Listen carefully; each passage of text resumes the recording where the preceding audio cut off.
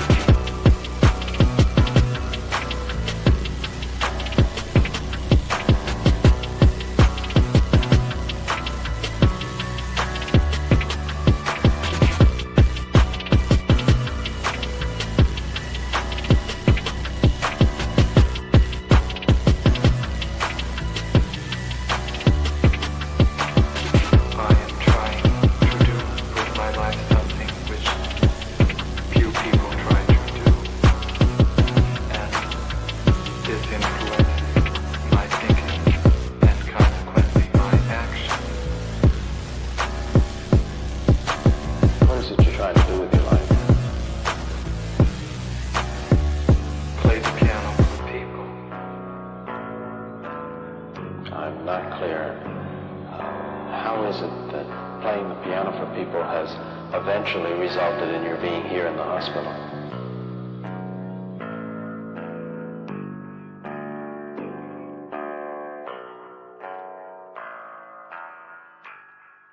That's difficult to answer.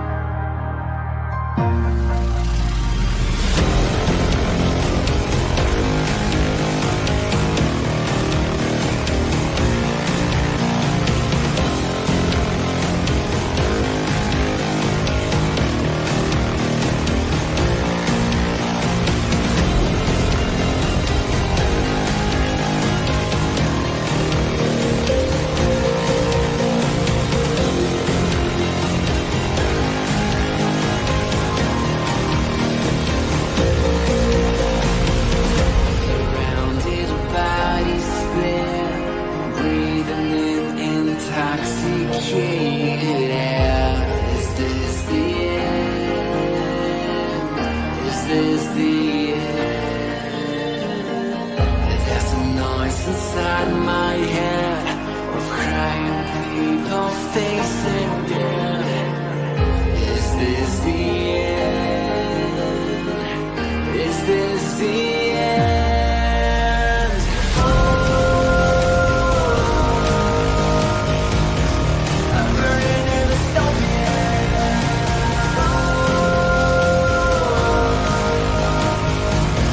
There's no place to hide.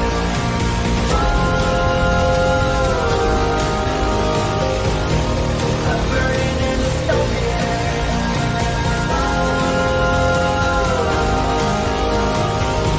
This is the final time. What have we done to the world?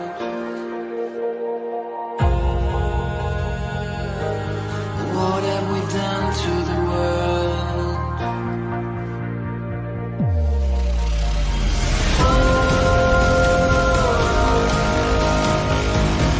I'm burning in the dystopia.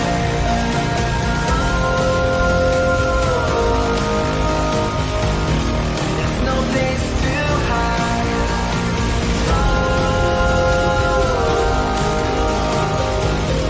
I'm burning in the dystopia.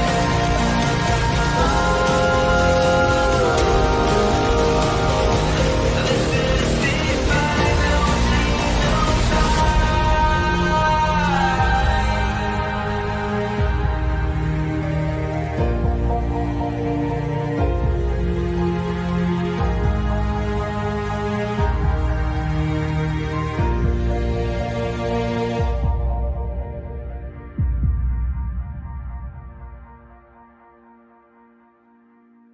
Who the fuck is Karlyn? She's just some sweet lady. She's like in a knitting. She does like a knitting stream. She's like a knitting YouTuber. She does knitting. Can we grow up a little bit and Alt not Girl be sent $200. retarded? Have you Please. seen the work of Karlyn Borysenko? Anti-commie cult leader and is obsessed with looking at what actual far-left communists are talking about and organizing today, infiltrating them. They infiltrated the universities, schools, media. She has the receipts to back it up. Primary source evidence. Infestation is dire and she calls Republicans idiots eating slop. Agree. Thank you for the big super chat. Yeah, oh, I know Karlyn B.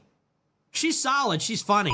I The like great her. noticer sent $200. Literally. So not it's, Ian. it's not because I haven't dangled my junk into the combat zone on purpose to get some camera footage, but that's the big part of what's the Is problem. that what you call reporting? Go and live under, if streaming? you're going to do it, Yeah, go seriously. undercover. Otherwise you're wearing a hunk of meat in a lion's den. Nick Shirley, I love you. Take care of yourself, man. Karlyn Borysenko went undercover. Do stuff like that. Like if you want to expose this thing, don't pariah, please. But Ian, here's and I agree with you to an extent.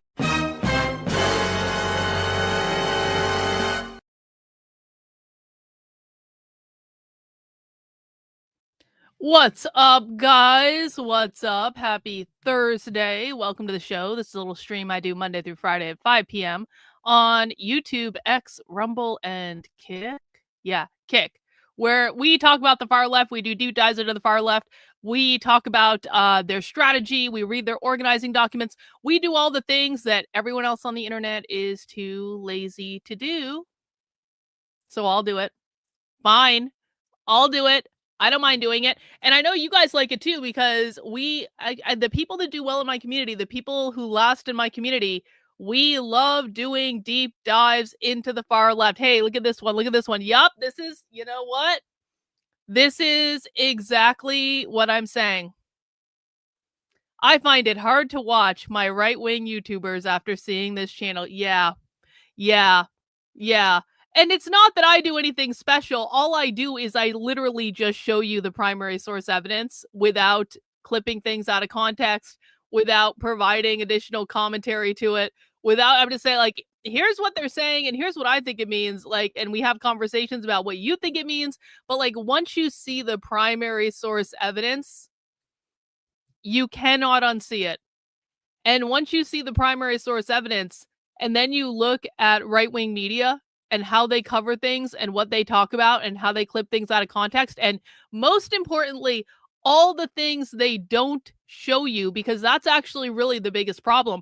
All of the things that they don't show you all of the ideas that they don't tell you about, all of the evidence that's literally right in front of their damn faces, and they don't even bother to look.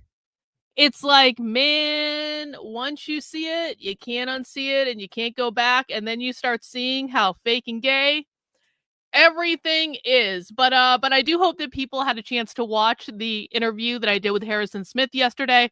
I do hope people get a chance to watch the interview I did with Kim Iverson the other day, because you know, there are people out there who are finally, at long last, listen. I've been doing this for years. I've literally been doing basically the same thing for years. I've been getting more advanced in my techniques and understanding and all that, because that's what happens when you study something on an in-depth level.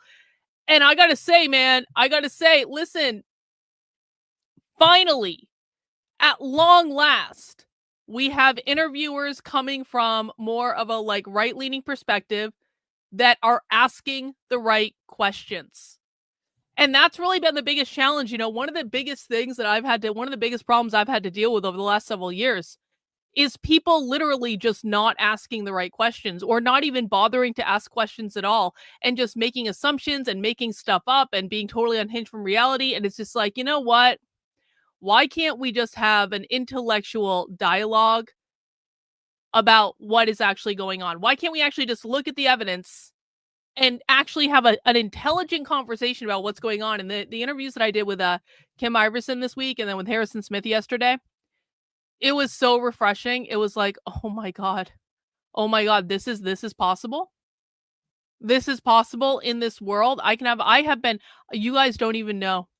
I have been beating my head against the wall, trying to have intellectual conversations about almost any topic, by the way, with so many people for years. And either people are too fucking stupid to have an intellectual conversation, or they really don't care because they're just grifters on the internet, and they will literally say and do whatever they need to in order to rile up their audience to make money, or they're just con artists that are just shilling a pre-approved narrative, and they're never going to deviate from the talking points, so no intellectual conversation is possible. Or like James Lindsay, they lose their fucking minds and they just go completely insane and drive away their audience, and then they have to go to Bibi Netanyahu on bended knee and take his cock in their mouth, and then, you know, just shill for Israel for the rest of their lives. It's like, man,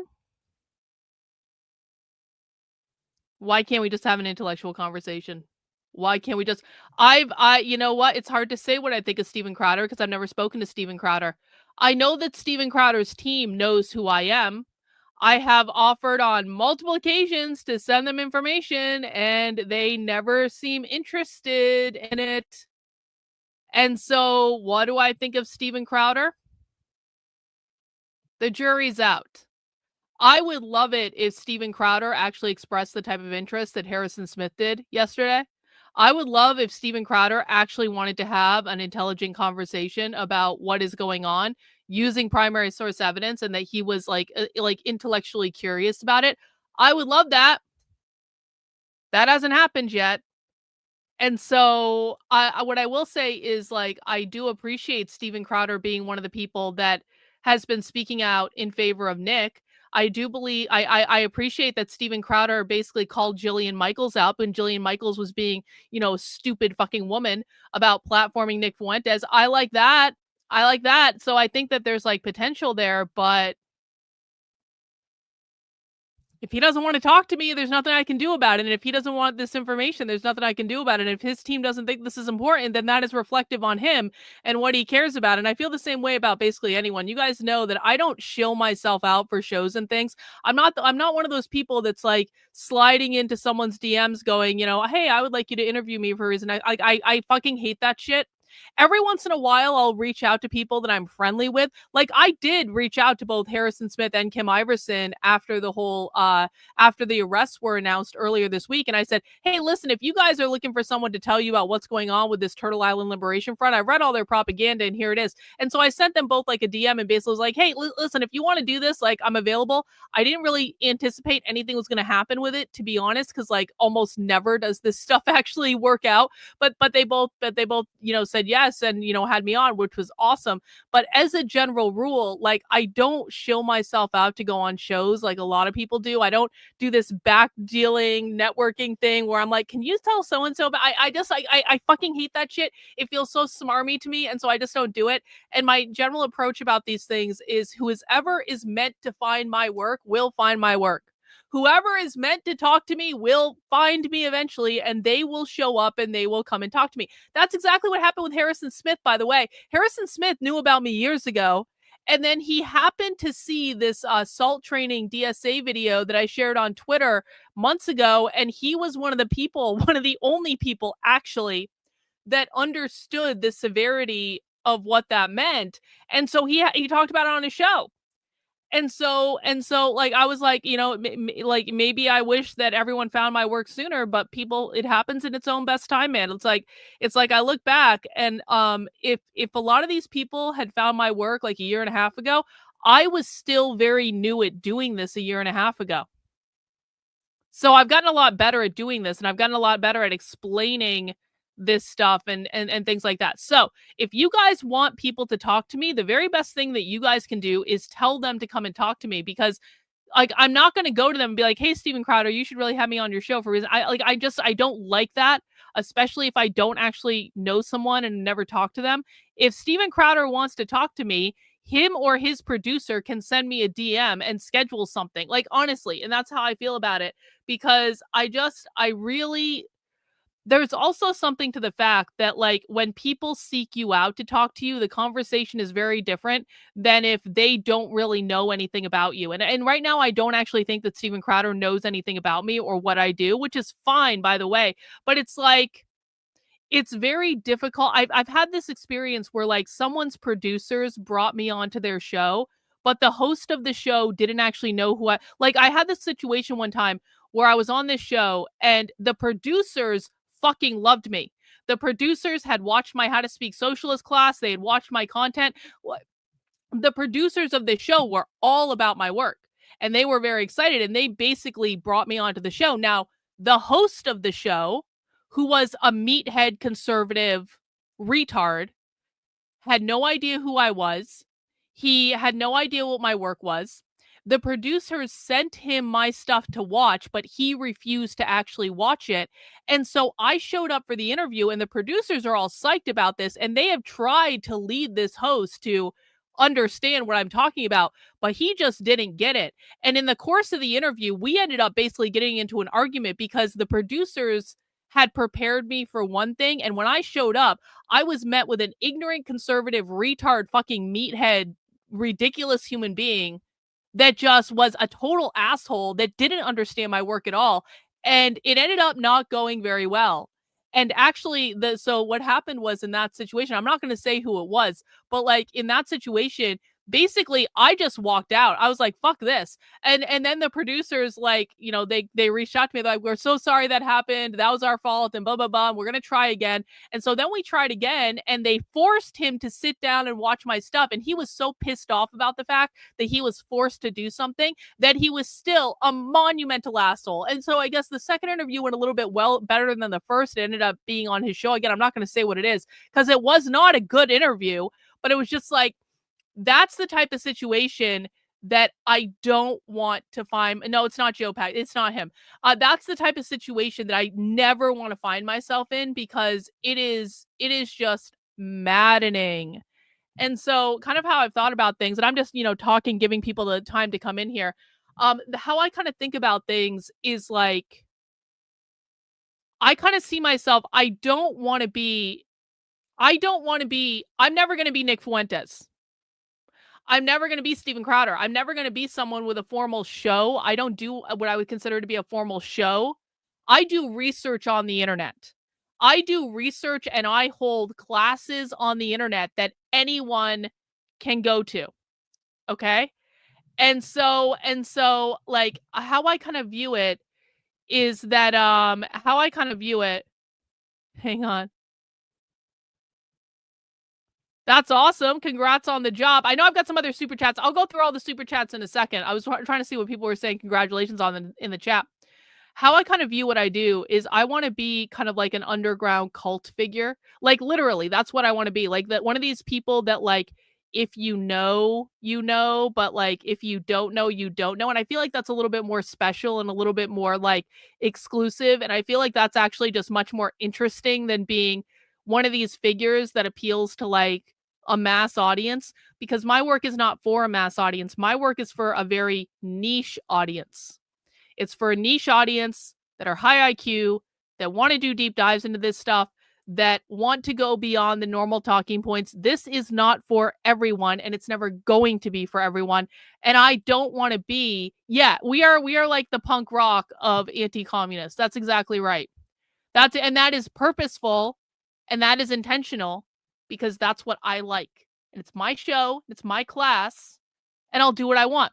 Yeah, like a Velvet Underground album. Exactly, like a Velvet Underground album. Let me go through all these super chats. You guys are so nice. As a reminder, guys, if you appreciate the fact that I'm about to hold a very in-depth live class on the internet where I will take you through an Antifa document talking about how they're going to build their insurrection, pay your class dues. Send in a super chat, $5 super chat, $10 super chat. Yeah, like I am 100% funded by people like you. I cannot do long streams like this without you guys funding my work. And so we already got a bunch of super chats in, which I really, really do appreciate. Annie Up says, David. Thank you, David, for that. Mitch Man says, I saw your reaction to the new Animal Farm. Truly horrendous. In protest, we should watch the 1954 animated film for movie night. Yeah, actually, the original, well, wasn't there one in the 90s that came out too? I don't know about the 1954 one, but like I know there was an animated version of Animal Farm that came out in like the 90s or something. It was like a TV movie, and it was really good. But that new Animal Farm, that is horrendous. It is horrendous. And so that's a good idea, though. We'll have to talk to Jennifer about that. Number 2, are there any high schoolers in the chat that are going to volunteer as tribute for Trump's Patriot Games? Yeah, Trump is basically holding the Hunger Games. Like, what is that about?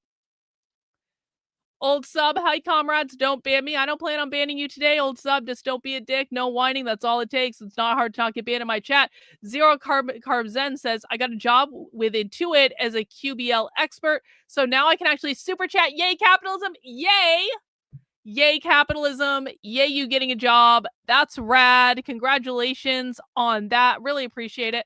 Darla in with the tuition. Thank you, guys. Awesome, awesome, awesome. If you want to show your appreciation by sending in a super chat throughout the stream, please feel free to do so. I'm also paying attention to the chat over on Rumble. I can see you guys over there as well. Welcome, welcome. Now, let's see. What are we doing today? Well, yesterday I told you that this is a brand new document that's gotten uploaded into the Anarchist Library. So let me just bring up the Anarchist Library in general. Anarchist Library is one of those things that we look towards to basically, like, this is one of those places where you can literally find anything the far left is talking about. You can find any fucking thing in the Anarchist Library on any given day, because this is exactly what they say it is. It is a library of anarchist documents, all freely available on the internet. You can find a lot of books in here. You can find manifestos in here. You can find communiques in here. And so the Anarchist Library is a massive, massive resource if you want to understand the far left. Now, one of the cool things about the Anarchist Library is right on the homepage, they have a list of the latest entries that have been uploaded into the Anarchist Library. So you can always kind of see the latest and greatest. Now, some of these things are older. Look at this. We read this one not too long ago. Oh, look at this. This is the nihilistic queer movement. This is the new bashback movement. In Anime Press, this is the new bashback movement, how liberal identity politics paved the way for fascism. We actually analyzed that on the channel not too long ago. Hey, thanks, Julie, for becoming a member of the channel. I really do appreciate that. That's awesome. So you can see all the latest stuff is going to be in the Anarchist Library. And yesterday we found this document that just got uploaded called The Enemy Doesn't Know How Many We Are, a proposal for building an insurgency. And I saw that and I was like, well, that kind of sounds important, doesn't it? that kind of sounds like it might be important, doesn't it? Darla, with the 5 gifted channel memberships in addition to a super chat. Thanks so much, Darla. Congratulations to everyone who got a channel membership. That's awesome. I really, really do appreciate it. So what we're going to be doing on the show today is we're going to be reading this document. And it is a long-ass document, guys. In fact, I'm going to make the font even bigger. It is a long-ass document with lots of pictures and stuff like that. And we are going to be reading the whole flipping thing because this document is laying out at least one vision for how to create a revolution, how to create an insurgency. And what it's going to do is it's going to walk you through their thought process. Now, I want to be very clear about what we're looking at. And this, again, is for people who might be a little bit newer to this whole kind of thing. Just because an anarchist publishes on the internet doesn't necessarily mean that what they're publishing is going to happen in the real world. This is just like anything else. Consider it like to be like a blog post, right? It's like someone took the time to write a blog post to lay all this out. But once it gets into places like the anarchist library, then it bleeds into the entire leftist ecosystem. So posting in the anarchist library is one of the ways that they can get these ideas to be circulating in the ecosystem. It could be a Fed pushing the ideas out. It could be, I don't think it is in this case though, because if we look up the author of the document, they've written extensively about anarchism. And so I don't think that this is a Fed. And because this is the other thing too. It's like, if someone has written over and over and over again about a topic and they published over and over and over again about a topic, it's like chances are they are a known quantity within the far left. And so yeah, you're not wrong about like other documents or other things that might be out there. Like there's always the possibility that could be Feds trying to cause problems. But like when there is a track record of a publishing history, that becomes a little bit more significant. But the thing of it is like one of the reasons I wanted to read this, even though this is brand new, we don't know how influential this is going to become. But what we can do is walk through the thought process of how they're thinking about moving forward. Because one of the things that we do know is this. We know the far left is of the opinion that the revolution could happen at any moment. We know that many groups on the far left are just waiting for the spark that is going to set off the revolution. And we know that there are a lot of groups on the far left that are thinking about how would this revolution actually play out. And so the reason I want to review this document is I think it's probably going to be a really direct kind of like indicator of exactly how they are thinking about the revolution playing out. And so it gives us that insight into the thought process. So this is going to be a really long day, guys. I'm going to be honest. This is going to be a long document. We're going to listen to the whole thing. We're going to break it down. We're going to be just like, this is going to be like a high, like advanced level analysis today. And I think that is generally like a good thing, but I just want people to be prepared. This is a serious deep dive today. I like people are allowed to joke in the chat, but I really want people to take this seriously as like a research project. These are the things that we actually need to be paying attention to because this is the boring work. It's not boring. Like, I don't think it's boring, but some people might think it's boring. This is like the more tedious work of understanding the far left. Do you know why conservatives don't understand the far left? Because they don't read the far left. The far left is a very kind of like, I was talking about this with Harrison Smith yesterday. The far left places education at the focal point of what they're doing. They place education and writing and publishing and book selling and bookstores at the very focal point, and book fairs and all these things. They put all that at the focal point of their activism. The reason the right does not understand the left is that the right does not understand the value of education. They don't understand the value of research. They don't understand why we would sit here for hours and read a leftist document. They think that that's promoting Antifa. And that makes you a leftist. Like, it is the most mind-boggling thing in the world. And so the reason that I'm able to predict what the left is going to do months, years, sometimes ahead of anyone else is because we spend time reading their documents. So if you want to spend some time reading a document with us, this is going to be the place for you.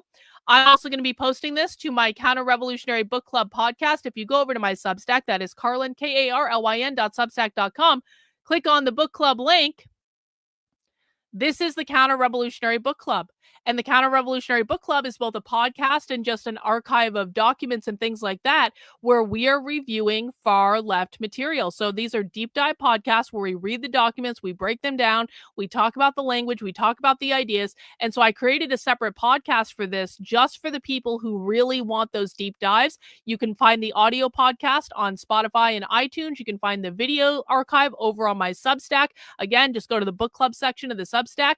And this is something that I used to do every Thursday on the stream. And I kind of want to bring that back because there's just so many documents we need to read, and there's so many documents we need to analyze, and so many we need to get through. I'm going to be shifting the strategy of it a little bit. We were working through our way through a list of documents, and that kind of went haywire because there's just so many documents. It's like you can't even make a singular list of documents to go through. It's like you can't, like, I tried to be so focused when I first started this podcast. I was like, I'm gonna make a list of documents and we're just gonna read the documents but like the far left publishes so much stuff, and there's so much stuff sometimes that we need to read to get like really into that. It's just like, okay, that doesn't work. We need to be a little bit more flexible. Fine. So we will be posting this episode over on the Counter-Revolutionary Book Club too. You can find that by looking up Counter-Revolutionary Book Club on Spotify, iTunes, wherever podcasts are. And of course, you can always subscribe over on the Substack, which is Karlyn, Karlyn.substack.com. And if you want to support my work with a donation or a monthly or annual contribution, you can do that for $8 a month, $80 a year. As a reminder, guys, again, I am 100% completely funded by people just like you. I have no political masters. I have no people telling me what to say. My only job is to show up and to tell you the truth and to show you the receipts. And that is it, my friends. So if you're ready to get into this document, if you are ready to get into the document, The Enemy Doesn't Know How Many We Are, a proposal for building an insurgency, go ahead and put a 1 in the chat. Make sure you mount that like button as well to get more people onto the channel. See, I get this question all the time. Can everyone who asks me this question actually just do some research on my channel? Like, I gotta tell you guys, I've gotten this question no less than 5 fucking times this week. How will I handle infiltration from the far left as I gain more headway? Bro, they've known who I am for years. The answer is, for everyone who keeps asking me this question, the far left has known who I am for years. It's the right that didn't catch up. I'm going to say that again. The far left has known who I am for years. They started proactively banning me from events years ago. They started proactively looking for me, signing up for these things years ago. The far left started figuring out some of my secret identities years ago. It was the right that didn't know who I was because the right wasn't paying attention. So you think I'm just starting to make headway? Bro, I've already made my name on the far left. Like, whether or not like what you're talking about is gaining headway among the people who claim to be anti-communist, but yet don't ever look at what the left is actually doing. So as I become more and more well-known on the right, that actually makes no fucking difference in terms of my ability to infiltrate events, because the left has known who I am for years. The only reason that I got caught at the last event that I was at is because, quite frankly, I was lazy and I wasn't taking it seriously. I could have put together a much better disguise. I could have taken that event much more seriously than I took it. And the reason I didn't take it seriously is it was at a community college, and I didn't actually think they'd have the balls to kick me out of a community college that's publicly funded by the taxpayer. I was wrong about that. But again, that was my mistake. That had nothing to do with whether or not I'm more well-known on the right, because they already knew who I was. So that's how I plan to do it. I plan to be doing everything exactly as I'm already doing it, except taking it far more seriously and not getting lax in my own standards. That's pretty much it. Thank you for the super sticker. I really do appreciate it. No, this actually is not true. This is completely false. The left has been proactively banning me from their events for years. So no, this is not true at all that they didn't care about me. They're just actually more pissed off because of the Tom Alter stuff, but it is 1,000% not. I got banned from the Socialism Conference in 2023, bro. I got the socialists on Blue Sky were calling for my mass blocking years ago. So no, please don't put inaccurate shit in my chat. I don't find it cute at all in any way.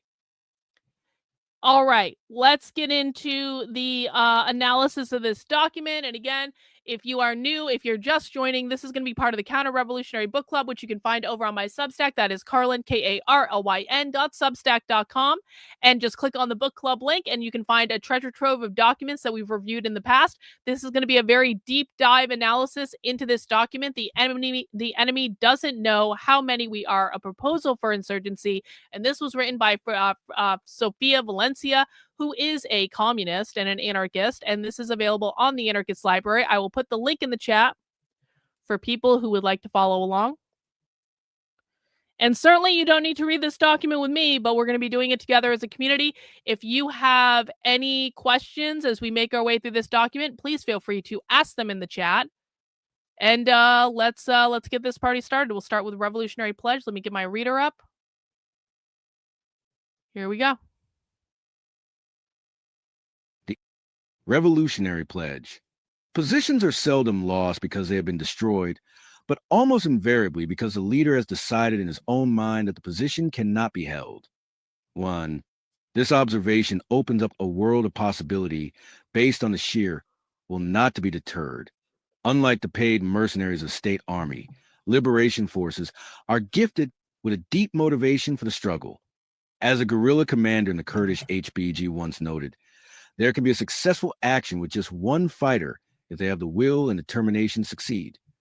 2, fighting a battle is first and foremost a mental feat, and the trials people in the movement face against the armed henchmen of the United States have hardened the resolve of brave political actors. The possibilities that spring steadfastness. I just want to note the language here.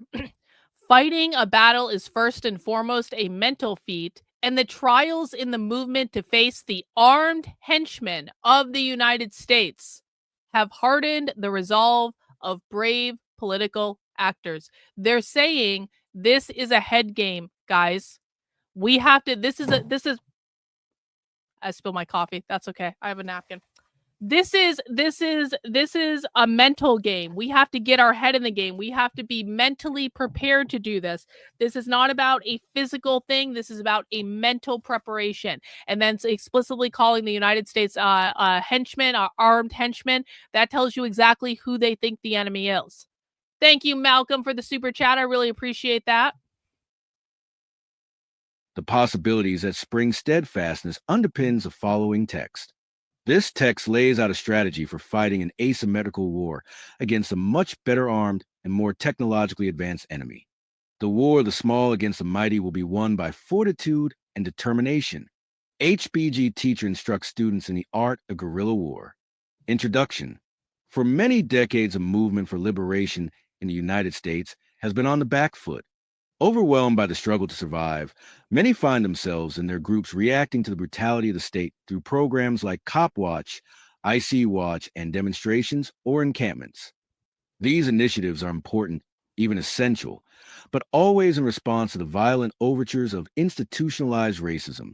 They can mitigate a rough situation, help people in a one-off crisis, or show solidarity.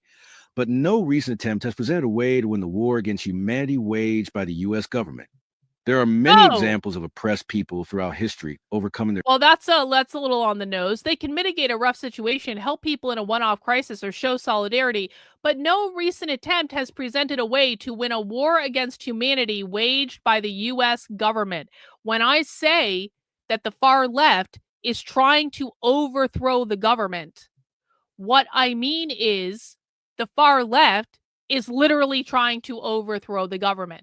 This is an entire tactical plan about how to overthrow the United States government.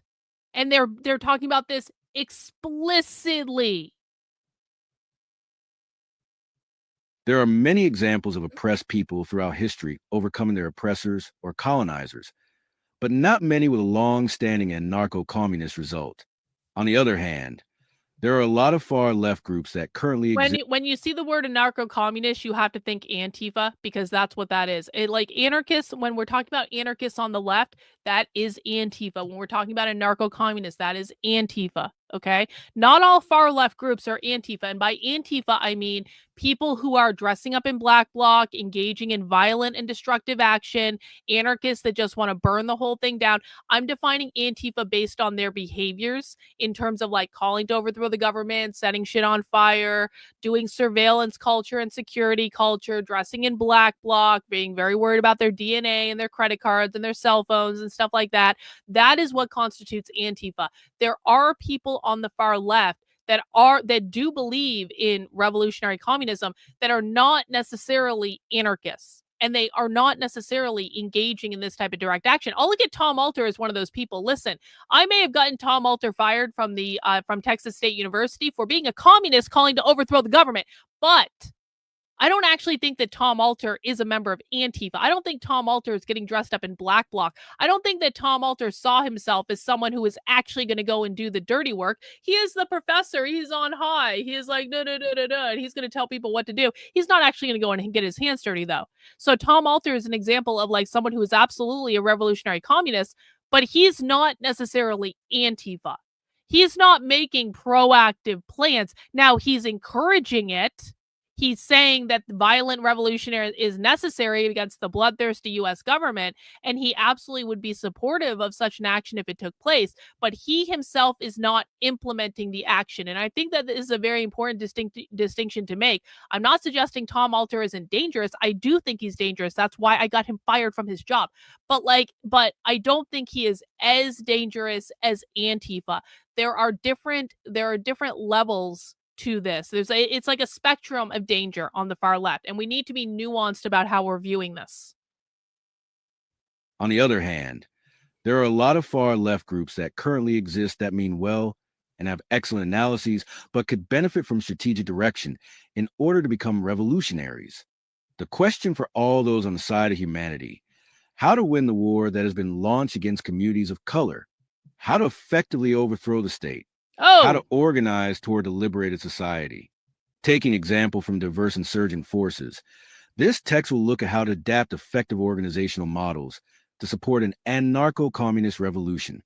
Armed with this knowledge and committed to see a revolution through, a nascent movement would have the capacity to build a force that can overturn the state and capitalism while constructing liberatory communities of the future. Okay, I need to point this out for people who are new.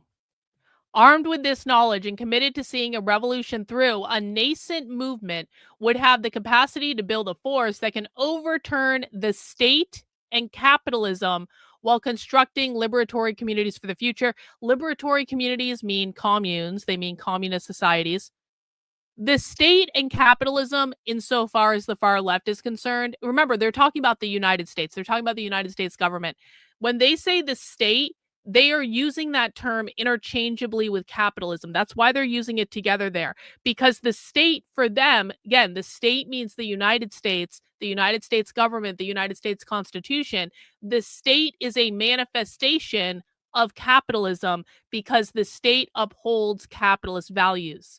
Does everyone understand why? They basically believe that the United States Constitution was just created to protect the property rights of the bourgeois, of the oppressors. Therefore, you cannot have Marxism without overthrowing the government, abolishing the Constitution. So therefore, when they're talking about the state, they view that synonymously with capitalism because they believe that capitalism very literally created the United States government. Capitalism created the United States Constitution. Those institutions only exist because of capitalist values. Does everyone understand what I just said? 1 in the chat if you understand this, 2 in the chat if you're still confused. And if you're still confused, please ask a question so that we can answer that question. But it's going to be very important for people to understand this because the left's number one enemy is always capitalism, which they define as private property ownership, your ability to own a home, land, apartment rental, intellectual property, business, whether or not that business is big or small, parental rights are a form of private property, et cetera, et cetera. So they believe that the state only exists to uphold the private property ownership rights of those things. And they don't want private property ownership, bourgeois property to exist. And so therefore they need to abolish the state. So when they're talking about that in this, I want to make sure everyone is very, very, very, very, very clear about what they mean. The U.S. state is currently at war with its own population, those in the global south and leftist factions. The U.S. was built on human misery, from the slave trade to the genocide of indigenous people. This foundation has seeped through its ideology. With its mentality of domination, the U.S. wants to obliterate its adversaries rather than see people live with dignity or according to revolutionary principles. The SEAL anti-LPRO attacks against the Black Panthers and the bombing of the MOVE headquarters line up squarely with support of the far right in Central and South America. The weight of this reality can be read on the faces of people and felt in day-to-day interactions. People have to accept the brutality of the United States to live here. The state makes its war against people of color clear through the development of cop cities, the blatantly racist judicial system, routine torture in state and federal prisons, its brutal reaction to uprisings and the military tactics and equipment they bring into city police departments. 3. The United States views not only people of color as enemy combatants, but those on the left who fight for marginalized people. The legacy of the Red Scare and the execution of Sacco and Vanzetti is alive and well, and visible in the inability of the left to counter IC raids and police executions. The question isn't if the movement should start a war with the state. The war is already here. Instead, the question is if people of conscience who live under this regime decide to fight back. Okay, I want to emphasize this. So they're talking about how, listen, we're seeing the legacy of the Red Scare, McCarthyism in ICE raids, in police executions of oppressed people and blah blah blah. The question isn't if the movement should start a war with the state, capitalism. The war is already here. It's very important people understand the mentality of this. They believe, the far left believes, they are already in a war. They are already in a war. They are fighting for their survival. They're fighting for the survival of their friends, fighting for the survival of their communities. That's why they're so passionate about what they're doing when it comes to ICE. They're fighting for their survival. They are in a literal war against the oppressors that want them dead. Now, is any of that true? No, probably not, but that's not the point. So I don't want to see any debunking. That's not the point. The point is that is what they believe. That is the mentality they are coming into this with. And that is why they are more likely to take action, because they're coming from a place where they very literally believe that they will not survive, and their friends will not survive, and their family will not survive, and all their loved ones will not survive if they don't take revolutionary action. Fighting back allows people who have historically been oppressed to fully realize themselves through revolutionary struggle. Contrary to what U.S. propaganda espouses, people are not individualized, separate entities. Everyone rises or falls together. When the state tortures someone in prison, bulldozes families in Palestine, or when a person walks past someone sleeping on the street, pieces of their shared humanity are shaved off. The only way to gain them back is through collective struggle, stopping the perpetrators of violence by fighting back with and for others. Commenting on the self-sacrificing action that HBG fighters took against Turkish aerospace industries, one writer noted, "It is not an exaggeration to say that the only way to truly live is to wage a continuous struggle." 4. Wayne Farr, Black Panther Party. Similarly, Wayne Farr, a Black Panther Party member who participated in the firefight against police when they raided the BPP office in Los Angeles, explained how he felt in that moment. "I felt free. I felt absolutely free. I was a free Negro. I was making my own route. You couldn't get in, I couldn't get out. But in my space, I was a king. In that little space I was a king." 4. In this moment, the historical degradation by the U.S. was overturned when Farr and his comrades picked up their guns and shot back. The fight will be won. It is infinitely possible to win this war that has been launched by the U.S. against the population and humanity in general. What does it mean to win?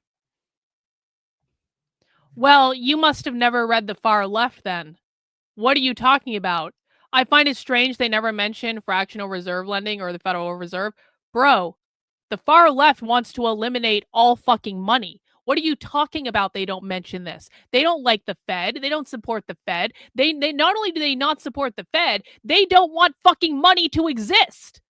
They don't want banks to exist. They don't want any of this to exist. They talk about this openly. So I guess I would recommend that perhaps instead of making assumptions, you actually listen, and perhaps if you're confused, you could ask a question. Let me educate you on what you should have said instead. Karlyn, does the left ever mention abolishing the Fed? How does the left feel about the Federal Reserve? That's what you actually should have said instead of making a statement that is just grossly inaccurate. I can't believe the left never talks about this. Well, you're only showing your own ignorance there because the left talks about this shit all the time. So next time, ask a question, don't make assumptions, and perhaps understand that maybe you don't know as much as you think you do about the topic. What does it mean to win? Winning in this text is defined as destroying the state structure and capitalism and replacing them with liberatory and egalitarian ways of existing as a society. So they're getting really specific. Karlyn, what does the left mean when they say revolution? What does it mean to win? Winning in this text is defined as destroying the state structure, overthrowing the government, and capitalism, you don't say, and replacing them with liberatory and egalitarian ways of existing as a society. That means communism. So winning to the far left is overthrowing the United States government, abolishing private property ownership, and creating a commune, a giant ass commune with no borders and no money and no home ownership and no land ownership and no parental rights over your children and no private businesses. And they control the food supply and they control education and they control healthcare and they control all the things. They control your energy. They control where you travel. They control they control where you live. They control everything. That is what they are trying to do. Winning, what does it mean to win? Winning in this text is defined as destroying the state structure and capitalism and replacing them with liberatory and egalitarian ways of existing as a society. The organization of a liberated community holds just as true today as it did in revolutionary Spain or the Korean People's Association in Manchuria. Self-governance through a federation of councils, production by collectives, personal property held by use rather than private property, defense militias structured according to self-governance through a federation of councils, production by collectives, personal property held by use rather than private property, defense militias structured according to, and defending revolutionary. They're telling you what they want to create. Resources distributed appropriate. Okay, let's just break all this down. Okay. They're saying here is what we mean when they say liberatory community, self-governance through a federation of councils. People are not correct when they say the left just wants to control the government. That's not what they want. The left wants to eliminate entirely our current system of government and replace it instead with many councils or community organizations all across the country where people in the community come together to make decisions and they elect people who are going to lead certain initiatives and all that stuff. And there are like term limits, so people are not allowed to be leaders for very long because they don't believe in hierarchy. And then there would be delegates that go to like a national assembly or a national Congress. Think of it like a House of Representatives style thing, except it would be like significantly bigger than the current House of Representatives. And that's what they envision. They envision basically smaller community House of Representatives style things. And then everyone sends delegates to the national conference, the National House of Representatives, but it would be much bigger than what it is right now. And that's how they would work together for all of their shit. Thank you for these streams and classes. I really appreciate that.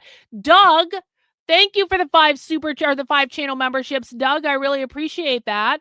Really appreciate that. Congrats to everyone who got a channel membership. Thank you, OC, for the super sticker. So it is not accurate to say that the left just wants to control the government. That's not what they want at all. They want a complete reformation of what it means to quote unquote like manage society or whatever. That's what they want. Production by collectives, so controlling the means of production, personal property held by use rather than private property, so that eliminates home ownership, land ownership, business ownership, intellectual property, that eliminates parental rights as well.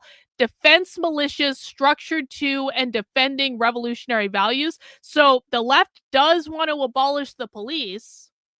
That's absolutely true. The left wants to abolish the police. They want to abolish prisons, but defense militias structured to and defending revolutionary values are not the same as police and prisons in the mind of the left, because the left believe the police and prisons only exist to serve property rights, whereas these defense militias, Gestapos, will defend the revolutionary values that they're trying to uphold in their community, and that means dealing with all the people that are trying to subvert their revolutionary values. Resources distributed appropriately among the population. That means from each according to their ability, to each according to their need. Expropriation of the enemy class. That means executions, probably. Probably means executions. Turning the assets of the enemy into collective wealth for a new society and prohibiting them from rising or exploiting again. That means making all the resources of society available to everyone at all times, but because no one owns property, you don't own anything. So that's what they want. Let me know if you guys have questions. Production by collective. The organization of a liberated community holds just as true today as it did in revolutionary Spain or the Korean People's Association in Manchuria. Self-governance through a federation of councils. Production by collectives. Personal property held by use rather than private property. Defense militias structured according to... So we have a question. What would they do with criminals? They believe that the vast majority of crime would be eliminated if private property was eliminated. So they believe that private property ownership, capitalism, causes like 98% of all crime. And therefore, if they eliminated capitalism, private property ownership, 98% of crime would like be eliminated basically. And so I'm sure they have ways of dealing with people who are like doing severe crimes and stuff like that. But this is the talking point, is that capitalism creates crime, therefore eliminating capitalism, giving everyone access to all the resources, giving everyone everything that they need. That would lead to a severe downfall in crime, and therefore they're not worried about it. Nope, we're no making shit up. Oh, so they're okay with genocide if they're doing it. No one has said anything about genocide. Please do not do this, guys. I beg of you. Do not fucking piss me off this early in the stream. We've got a lot to get through. Do not make shit up that is not said. It is one of the most counterproductive things you retards do all the time. And if you want to know why you don't really understand the left, it's because you literally just made shit up that wasn't actually said. So hinge into reality. No, they're not okay with genocide if they're the ones doing it. That is a conservative bullshit statement. It is beneath what we are doing. Don't do that shit again. What would they do with liberals like Newsom? I mean, they'd probably, they would, Newsom and AOC would assimilate. That's it. They would assimilate. What you want me to say is they would be the first against the wall, but that's not actually true.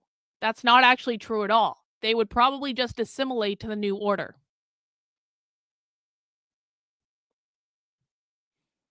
What is the version of national defense? There are no countries. Private capitalism means private property ownership. There is no more private property. Therefore, there are no borders. Therefore, there is no national defense. No countries, no states, no cities, no towns, no private property ownership, no borders, no nation, no national defense.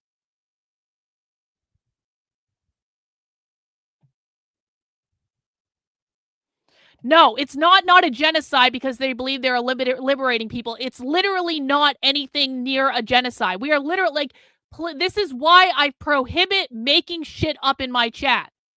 Well, it's only not a genocide. No, it's just not a genocide. That's not what is being proposed at all in any way. Nothing in this document has gone anywhere fucking close to genocide. And if you think it has, you need to stop talking and start listening, honestly. Production by collectives, personal property held by use rather than private property, defense militias structured according to and defending revolutionary values, resources distributed appropriately amongst the population, expropriation of the enemy class, turning the assets of the enemy into the collective wealth of the new society and prohibiting them from rising and exploiting again. Rebellions and uprisings do not have a capacity to change people's day-to-day reality. For example, after the Ferguson uprising, the police returned with a vengeance. With the state empowered and the movement on the back foot, many of the key participants died in suspicious circumstances, presumably executed by the state. There wasn't sufficient advancement on an organizational level to expel the police from Ferguson, and defense was not commensurate with any of the gains. There are countless examples in the U.S. of rebellions that are an important expression of dissatisfaction, but without organization. Oh my God. People can- Oh my God. Oh my God. Oh my God. Oh my God. Oh my God. Doesn't Antifa get a large amount of funding from people who are extremely wealthy? No. Listen, I don't know who you are. You must be new here. Antifa is not funded by George Soros. Antifa is not funded by Bill Gates. Antifa is not funded by the Democratic Party. Antifa is not funded by any of these people. Antifa is not funded by USAID.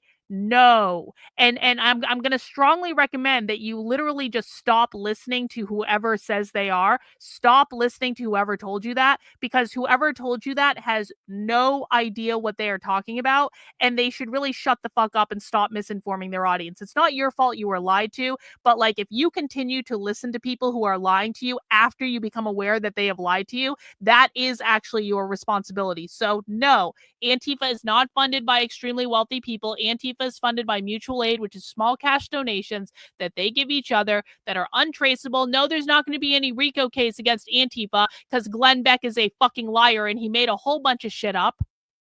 So no. Wrong. There are countless examples in the U.S. of rebellions that are an important expression of dissatisfaction, but without organization. People cannot force the state to permanently retreat and create a new reality in their communities. Image from the Ferguson Uprising, August 2014. Even a rebellion that overthrows a regime in power does not go far enough. In 2011, Tunisian President Ben Ali left at the behest of protesters, but the entire government structure remained, with remnants of the old regime in power. Even though gains were won, such as dismantling the secret police and women's rights, the same fundamental political structure persisted. Likewise in Egypt, President Mubarak fled in response to uprisings, but after a few shifts in power, an American puppet president, LCC, took power. These uprisings of the Arab Spring unseated leaders, however, without concerted reorganization of society. A transformation was impossible. It is essential to formulate the struggle not as a reform of or rebellion against the current system, but as a revolutionary movement with clear goals and outcomes.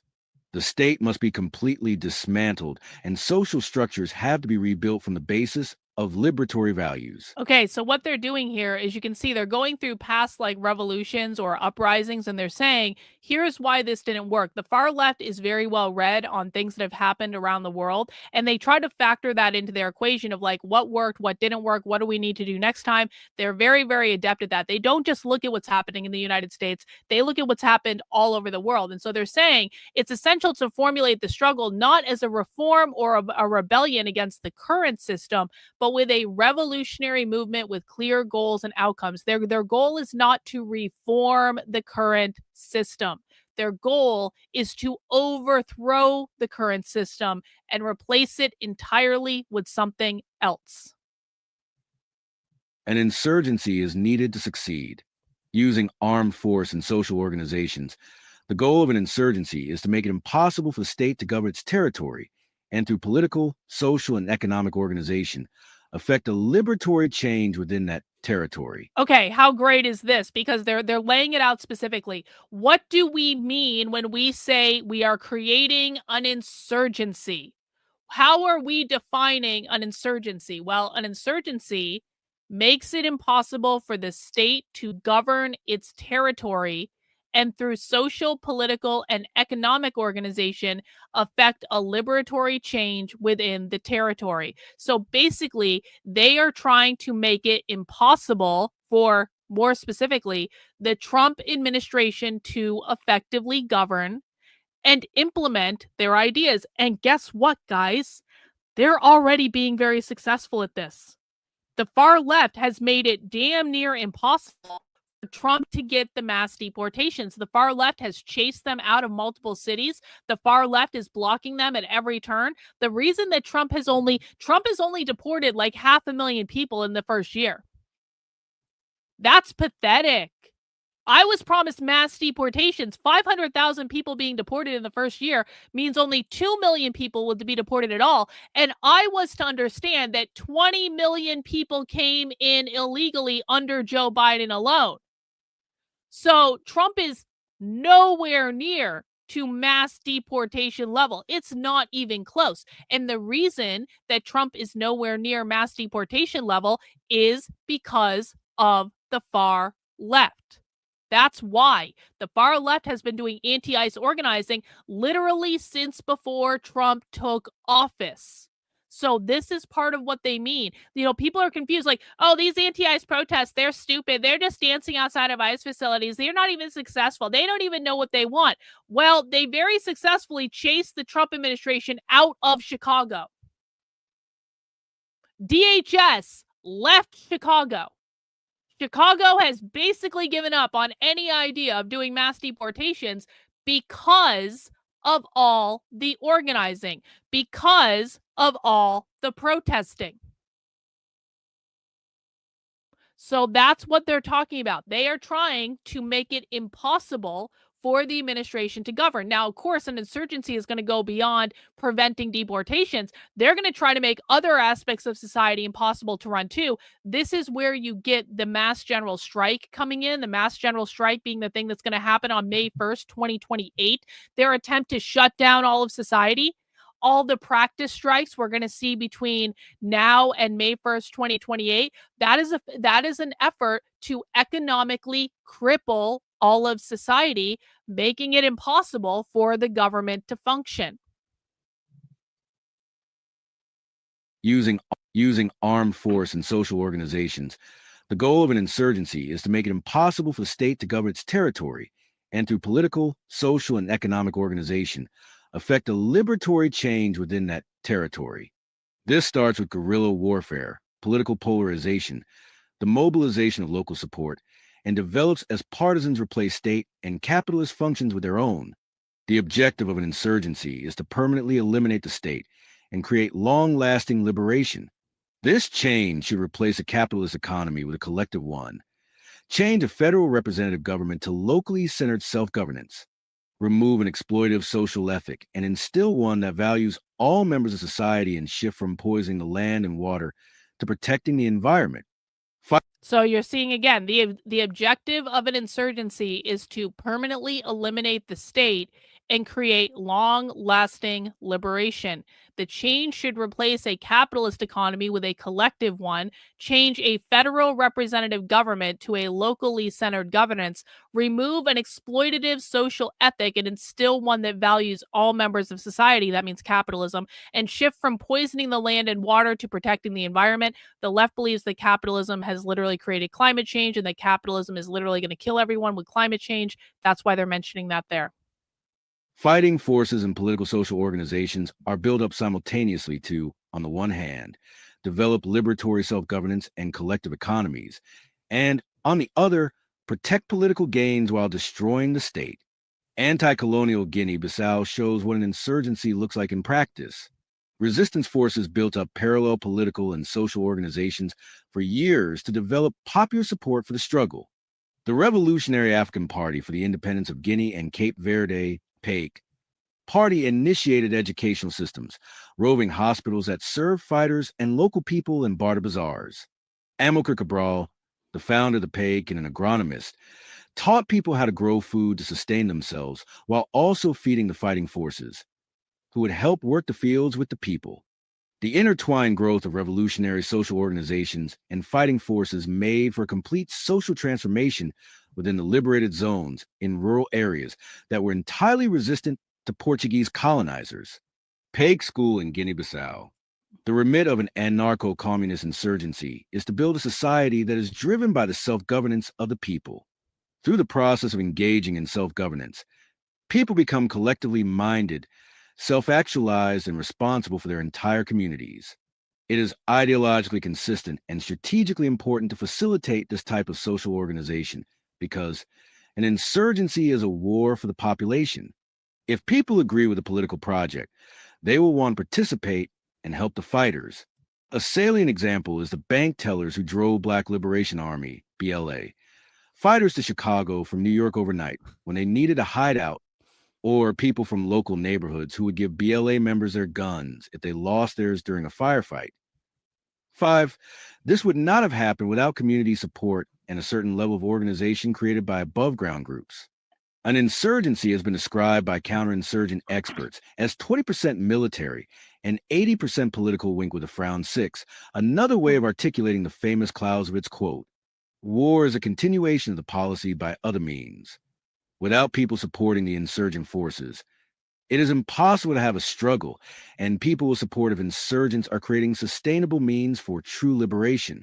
This text lays out how the comprehensive process of building an insurgency is integral to engaging many people with a range of capacities and abilities in the revolutionary process, increases the development of all people, and creates new economic and political systems, all while materially supporting revolutionary fighters. What does it take to build an insurgency? There are 6 main fields to consider. 1, political and social organizations. 2, fighting forces. 3, political education. 4, revolutionary culture. 5, material considerations. And 6, strategic timing. 1, political and social organizations. Political organizations are expansive assemblies of political actors. Political organizations set up armed factions and social organizations and create the ideological and strategic foundation for both, which, due to this connection, follow consistent political objectives. Political organizations set up armed factions. They're armed. I hope people are clear by now that they're armed. You know what? I mean, listen, of course, I hate the fact that people started paying more attention to the left after Charlie Kirk got shot, but at least one of the benefits is that people are now aware that the left have guns. People are now aware of what we knew years ago. The left have gun clubs. This was like breaking news for conservatives and commentators. They're like, the left has gun clubs? Yes. Yes, I've been screaming this for years, and now all of a sudden, everyone is aware of it. I'm starting to get the picture, but there's still some things that just don't seem reasonable. A new system automatically replacing what we have after defeating the military seems wild, right? So no, what I would say to you is that you think you understand, but you do not yet understand. You don't understand, because what you don't get is your opinions on what they want to do don't actually matter to them. It doesn't matter at all in any way. And so, no, you need to listen a lot more. You are not getting the picture yet if this is your response. I think they'll heavily underestimate how much this will make people hate their guts. Do you know how much anti-ICE propaganda is spreading all over the internet right now? Do you have any idea? I get served this stuff all the time on Instagram now, and I didn't even start looking for it. I was looking at cooking videos on Instagram, and then all of a sudden I started getting all this anti-ICE propaganda, and it has hundreds of thousands of shares. So you think this is going to make people hate them? No, this is actually pulling more people over to their side. And you probably don't know that because you probably don't listen to them. Political organizations set up armed factions and social organizations and create the ideological and strategic foundation for both, which, due to this connection, follow consistent political objectives. Political organizations also set up the means for people to administer their own regions. This self-governance can happen through, for example, neighborhood councils, which form a basis for bottom-up style administration. The council is a forum people can use to coordinate to meet their needs, designating groups to handle that work. Social organizations are responsible for the production and distribution of resources and the creation of infrastructure. Organizations. Yeah, I agree with Yasmin. It's like, don't they know this will make people hate their guts? And Yasmin says this is a popularity contest for conservatives. Yeah. The left is writing entire documents about how they're going to shut down our entire society in order to be so disruptive that the government can't function. And then they're going to overthrow the government. This is what the left is spending their time doing. This is an entire long footnoted document basically explaining their socialist revolution. And the conservative response is, I hate their guts. It's like, are we in fucking elementary school? Because I literally haven't heard someone saying I hate someone's guts since I was in like elementary school or maybe middle school at the latest. And it's like, you wonder why the left is winning and the right is losing, because the right's response is, everyone hates you and no one wants to sit with you at lunch. It's like, no, conservatives, people actually don't want to sit with you. That's actually reality. People don't want to sit with you. The left is winning right now. The left is winning severely, and conservatives are acting like they're the popular kids in school that are controlling everything, when in fact they control nothing. Organizations can include political organizations also set up the means for people to administer their own regions. This self-governance can happen through, for example, neighborhood councils, which form a basis for bottom-up style administration. The council is a forum people can use to coordinate to meet their needs, designating groups to handle that work. Social organizations are responsible for the production and distribution of resources and the creation of infrastructure. Organizations can include food production, hospitals, schools, construction, and activities can range from mediating conflicts to providing medical care and education to producing necessities. These organizations are structured in an egalitarian manner and are based on revolutionary perspectives. They displace those of capitalist businesses and the state. Effective examples of such political organizations have been developed by the DTK in northern Kurdistan. 7. There were neighborhood councils, conflict resolution bodies, and youth and women's groups. These bodies made the government of the Turkish state less relevant, as Kurdish people would, for example, utilize DTK mediation over state courts. Self-governance structures and social organizations create the means for people to feel engaged in day-to-day life, have determination over their environments, and create a material impact. Participation allows for a fundamental shift in values from alienation and competition to looking out for other community members. The well-being of the entire society becomes a responsibility of each person. This reflects the political tenets of the movement, creates collectivity, and elicits engagement in revolutionary society and its defense. In Chiapas, the healthcare system was developed after significant and lengthy discussions with many different parts of the population, incorporating their knowledge, outlooks, and concerns. For example, traditional healers were initially hesitant to share their methods, but the proposal to care for the greatest amount of people possible convinced them. The final result was an overwhelmingly successful healthcare system tended by volunteer health providers who administer traditional and Western medicine at regional hospitals. The hospitals serve community members who, in turn, support the healthcare providers. 8, 9, Zapatista health promoters. Social organizations also serve the needs of the armed struggle, intertwining the livelihoods of the fighters and the local community. The fruits of this work are exemplified by Hezbollah. Yo! Hezbollah had created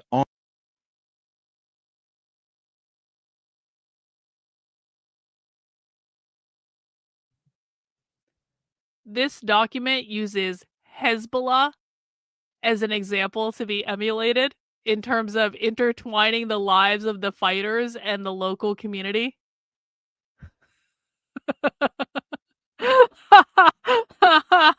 Oh, please tell me they support Hamas somewhere in this document. Oh no.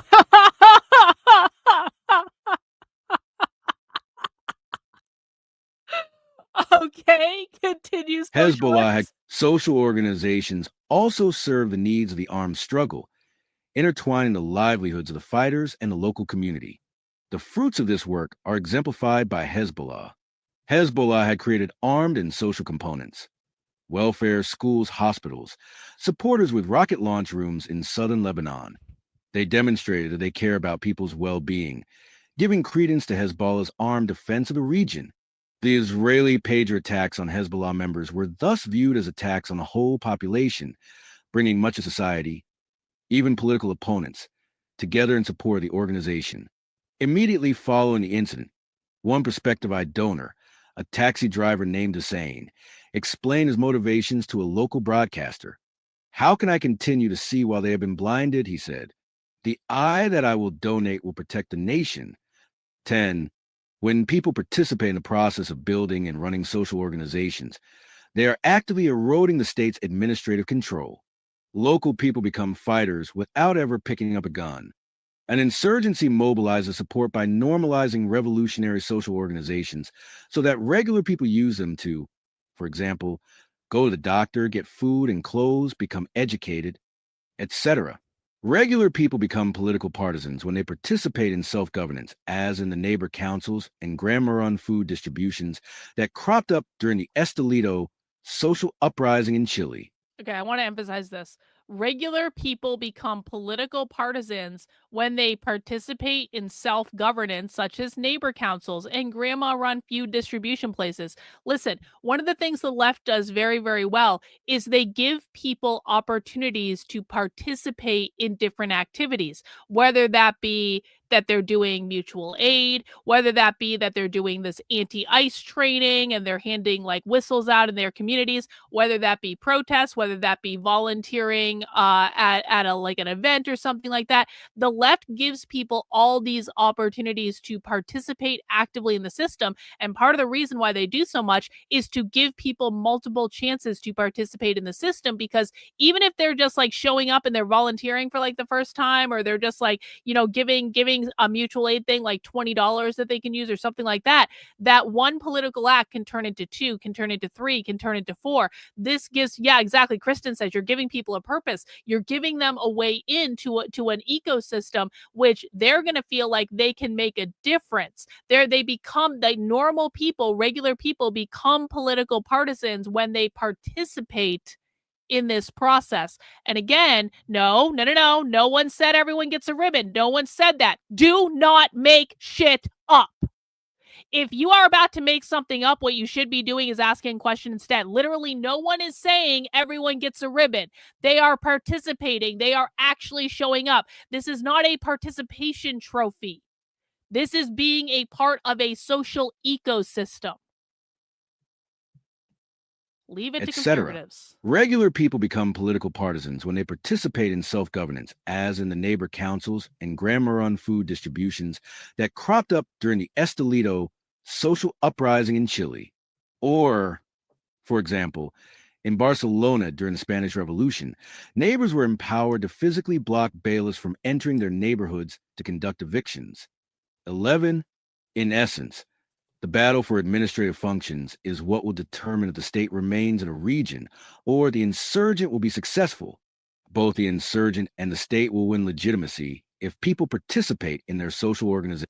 Yeah, no, this is not the problem. And again, you are new, and I'm going to break you of this bad habit of making extremely factually incorrect statements. And either you're going to break yourself of this habit, or you're going to end up going back to your conservative bullshit commentators. You're saying the right is shocked to find out the left supports guns because the left supports gun control. No, what this is this is a reflection of the fact that you don't understand the difference between liberals and Democrats and revolutionary communists. Revolutionary communists do not support gun control. Liberals liberals and Democrats and progressives support gun control. We are not reading liberals and Democrats and progressives. We are reading revolutionary communists. The real enemy are the revolutionary communists and the reformist communists and socialists in the DSA. Liberals and Democrats and progressives are immaterial to what is going on the far left at all. The problem is people like you who only listen to conservative retard commentators don't know the difference between Democrats and communists, between liberals and reformist socialists. You don't know the difference between these people,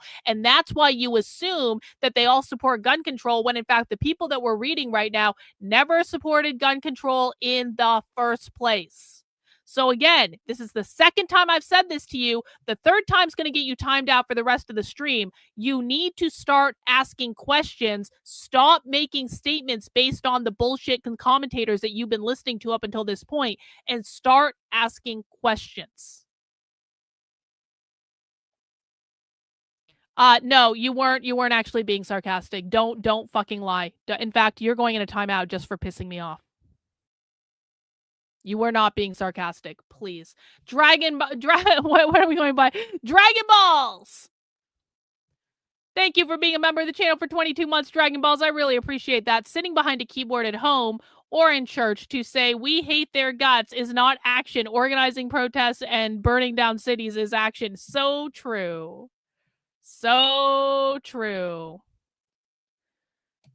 Well, yeah, and there's a reason. So you're saying a lot of people don't understand the difference, and that's because conservative commentators lie to you. Conservative commentators lie to you. That's why. Karlyn, why don't more people understand the difference between Democrats and communists? Because you listen to people who lie to you, who do not understand the left, who don't listen to the left. There is not a single person who listens to the far left with me that doesn't know the difference between Democrats and communists. The far left talks about hating Democrats all the time.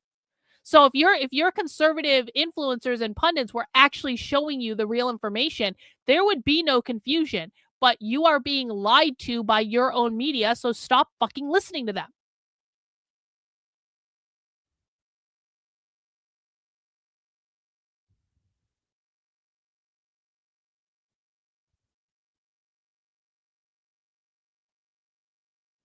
Both the insurgent and the state will win legitimacy if people participate in their social organizations. If people call the police when they have a problem, they are strengthening the state. If they call revolutionaries, they strengthen the insurgency. If the relationship is strong enough, the enemy's attempt to undermine social organizations will be unsuccessful. The Zionist regime enters Tulkarm refugee camp in the West Bank of Palestine to destroy infrastructure. Golly gee, if only I had resources for new people. If only I had put together resources for new people. If only I had already done that. Go to my Substack. That is Karlyn, KARLYN.substack.com. On the homepage, there is an article titled New to My Work. Start here. It's usually pinned in the very center of the fucking page. There it is. Chicken Spawn posts this link in the chat all the time. Chicken Spawn posts this stuff in the chat all the time.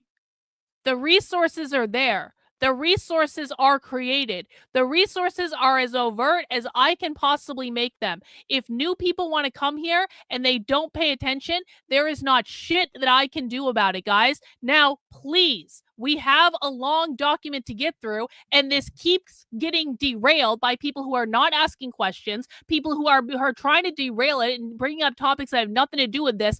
I am begging you to focus on the document that we are reading. You are sitting in a classroom right now. If you don't want to act like you're sitting in a classroom, I will remove you from the classroom. I don't come onto YouTube to get scolded. Okay, Donald, then I can permanently ban you and we can go our separate ways and we'll all be happier. Goodbye, permanent ban. Get the fuck out. The Zionist regime enters Tulkarm refugee camp in the West Bank of Palestine to destroy infrastructure to try to erode the support base of the resistance. Al-Quds Brigade's reports that the effect is the opposite. Once the raid is over, many people check in on U.S. and express their gratitude that we are safe. When they look at the destruction of the camp, they just say, better to lose your wealth than lose your children. 12. Starting the armed struggle and ultimately maintaining a territory is based on the consent of the people in it. Truly liberatory political and social organizations are the key. If people agree with what revolutionaries are doing, they will participate in the self-governance of their neighborhoods and protect the guerrillas. If they disagree, they won't sustain the insurgency. Al-Quds brigades, Tulkarm. 2. Fighting forces. The urban guerrillas' weapons are inferior to the enemy's, but from a moral point of view, the urban guerrilla has an undeniable superiority. 13. Marighella. Guerrilla struggle. The goal of fighting forces is to demoralize the enemy and win popular support. The armed work of an insurgency starts with guerrilla units. Due to flexibility and mobility, the guerrilla has the ability to launch attacks anywhere and disappear. Hidden amongst the population, the insurgent chooses when and where to attack, making their attacks unpredictable. The tactical advantage is with the insurgent at this stage. The state must prove that it can retain order, whereas the insurgent only has to challenge the authority of the state. The state has to spend a lot of money to protect its assets and chase down insurgents, but insurgents can launch effective attacks very inexpensively at targets which are plentiful and in the open. Time is on the side of the insurgent. An insurgent force can be assembled long before a single bullet is fired. 14. Fighters can prepare for years or decades, striking only when the time is right. The EZLN built its forces for over 10 years before attacking the state, presenting revolutionary ideas to villagers and systematically recruiting fighters. Taking time to build armed groups concertedly and growing slowly in qualitative force allows for the development of politically aligned and well-trained guerrillas, ready to take action when the time is right. Guerrilla units are small groups consisting of only a few people who independently launch attacks to harass the enemy. They are self-contained cells that pick their own targets, but are connected to other. Guerrilla units are small groups containing of only a few people who independently launch attacks to harass the enemy. They are self-contained cells that pick their own targets, but are connected to other units through guerrilla code, political objectives, and allegiance to the overall mission. There is a role for each member of a guerrilla cell, and these roles should overlap in case one person is captured or killed. They can be assembled into columns or saying blah, blah, blah, blah, blah. What they're telling you is that this is a highly decentralized movement. This is not a centralized command. There is no master that is dictating the tactics and the strategy and the direct actions for everyone. There's no marching orders coming down on high and then going into the infantry. These are self-contained cells that are decentralized with each other, that communicate via code on anarchist websites, or they communicate via signal groups, or like whatever they're doing. They communicate with each other, but they don't report to each other, and they're not coordinating with each other. And they're basically only connected because they are following the same political guidelines, which they all understand because they participate actively in education just like this. They are guerrilla units are small groups consisting of only a few people who independently launch attacks to harass the enemy. They are self-contained cells that pick their own targets, but are connected to other units through the guerrilla code, political objectives, and allegiance to the overall mission. There is a role for each member of guerrilla cell, and these roles should overlap in case one person is captured or killed. They can be assembled into columns or sections for larger attacks, like ambushes, if the conditions are right. EZLN fighters headed to the mountains, beyond the guerrilla struggle, building of social organizations, the solidarity of the population, and the strength of fighting forces will allow guerrillas at a certain point to establish bases and expel the state from their strongholds. Insurgent-controlled areas are those where revolutionary organizations and values prevail, and the state no longer has control through administration or force. At this point, the guerrilla struggle continues in new areas that are now contested, partially governed by the state. The transition between hit and run guerrilla warfare and the security of a liberated area necessitates a delicate balance.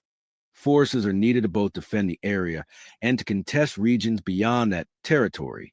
For revolutionary fighting forces to drive out the state and maintain a liberated territory, there needs to be a higher level of coordination, strategy, and organization. If we look at the example of the Great Dismal Swamp Maroon, it becomes clear that it is difficult to maintain an island of liberated land within enemy territory. Formerly enslaved people who escaped plantations took refuge in the forbidding terrain of the Great Dismal Swamp. Here, armed groups would coalesce as needed to coordinate on raids, defend their territory, and free other enslaved people. At first, the Maroon was impossible to broach by enemy forces due to impassable geography, but eventually the state developed the land, making it no longer functional as a refuge. The state was able to destroy the territory because its economic and administrative structure remained intact. An insurgent movement needs to push the state's administrative structure into disarray, otherwise the enemy will be able to challenge a liberated area through means beyond armed force. On the other hand, it is not feasible to go to war outside a liberated area without sufficient protection for that region. The Shinmin Prefecture was an anarchist region in Manchuria, comprised of 2 million people. The Korean Anarchist Federation had established self-governing institutions such as mutual banks, workers' cooperatives, and liberatory education. Their local militia was supplemented by guerrilla fighters, and the region supported guerrilla attacks against Imperial Japan in Korea from 1929-1931. However, these attacks drew the ire of the Japanese, who sent their agents to infiltrate and assassinate key figures, and without sufficient defense of the territory to support the guerrilla actions abroad. An invasion was the death blow. The Great Dismal Swamp was strong on defense, while the Shinmin Prefecture was more focused on destroying their enemies abroad. Both regions had the problem of being standalone territories where won. The guerrillas were not hidden within an enemy-administered populations too. The insurgents were not able to achieve the balance between defense and attack in three. The growth of liberated territories was not commensurate with balanced defense and offense. What is also clear from these examples is that forces defending a territory cannot maintain a guerrilla characteristic and expect long-term existence. A different formation is needed to defend a liberated area. The defense of a territory must be sufficient and include an offensive component to challenge the terrain of the enemy. Offensive actions and their range must be chosen wisely so as not to generate more enemies than a liberated area can handle.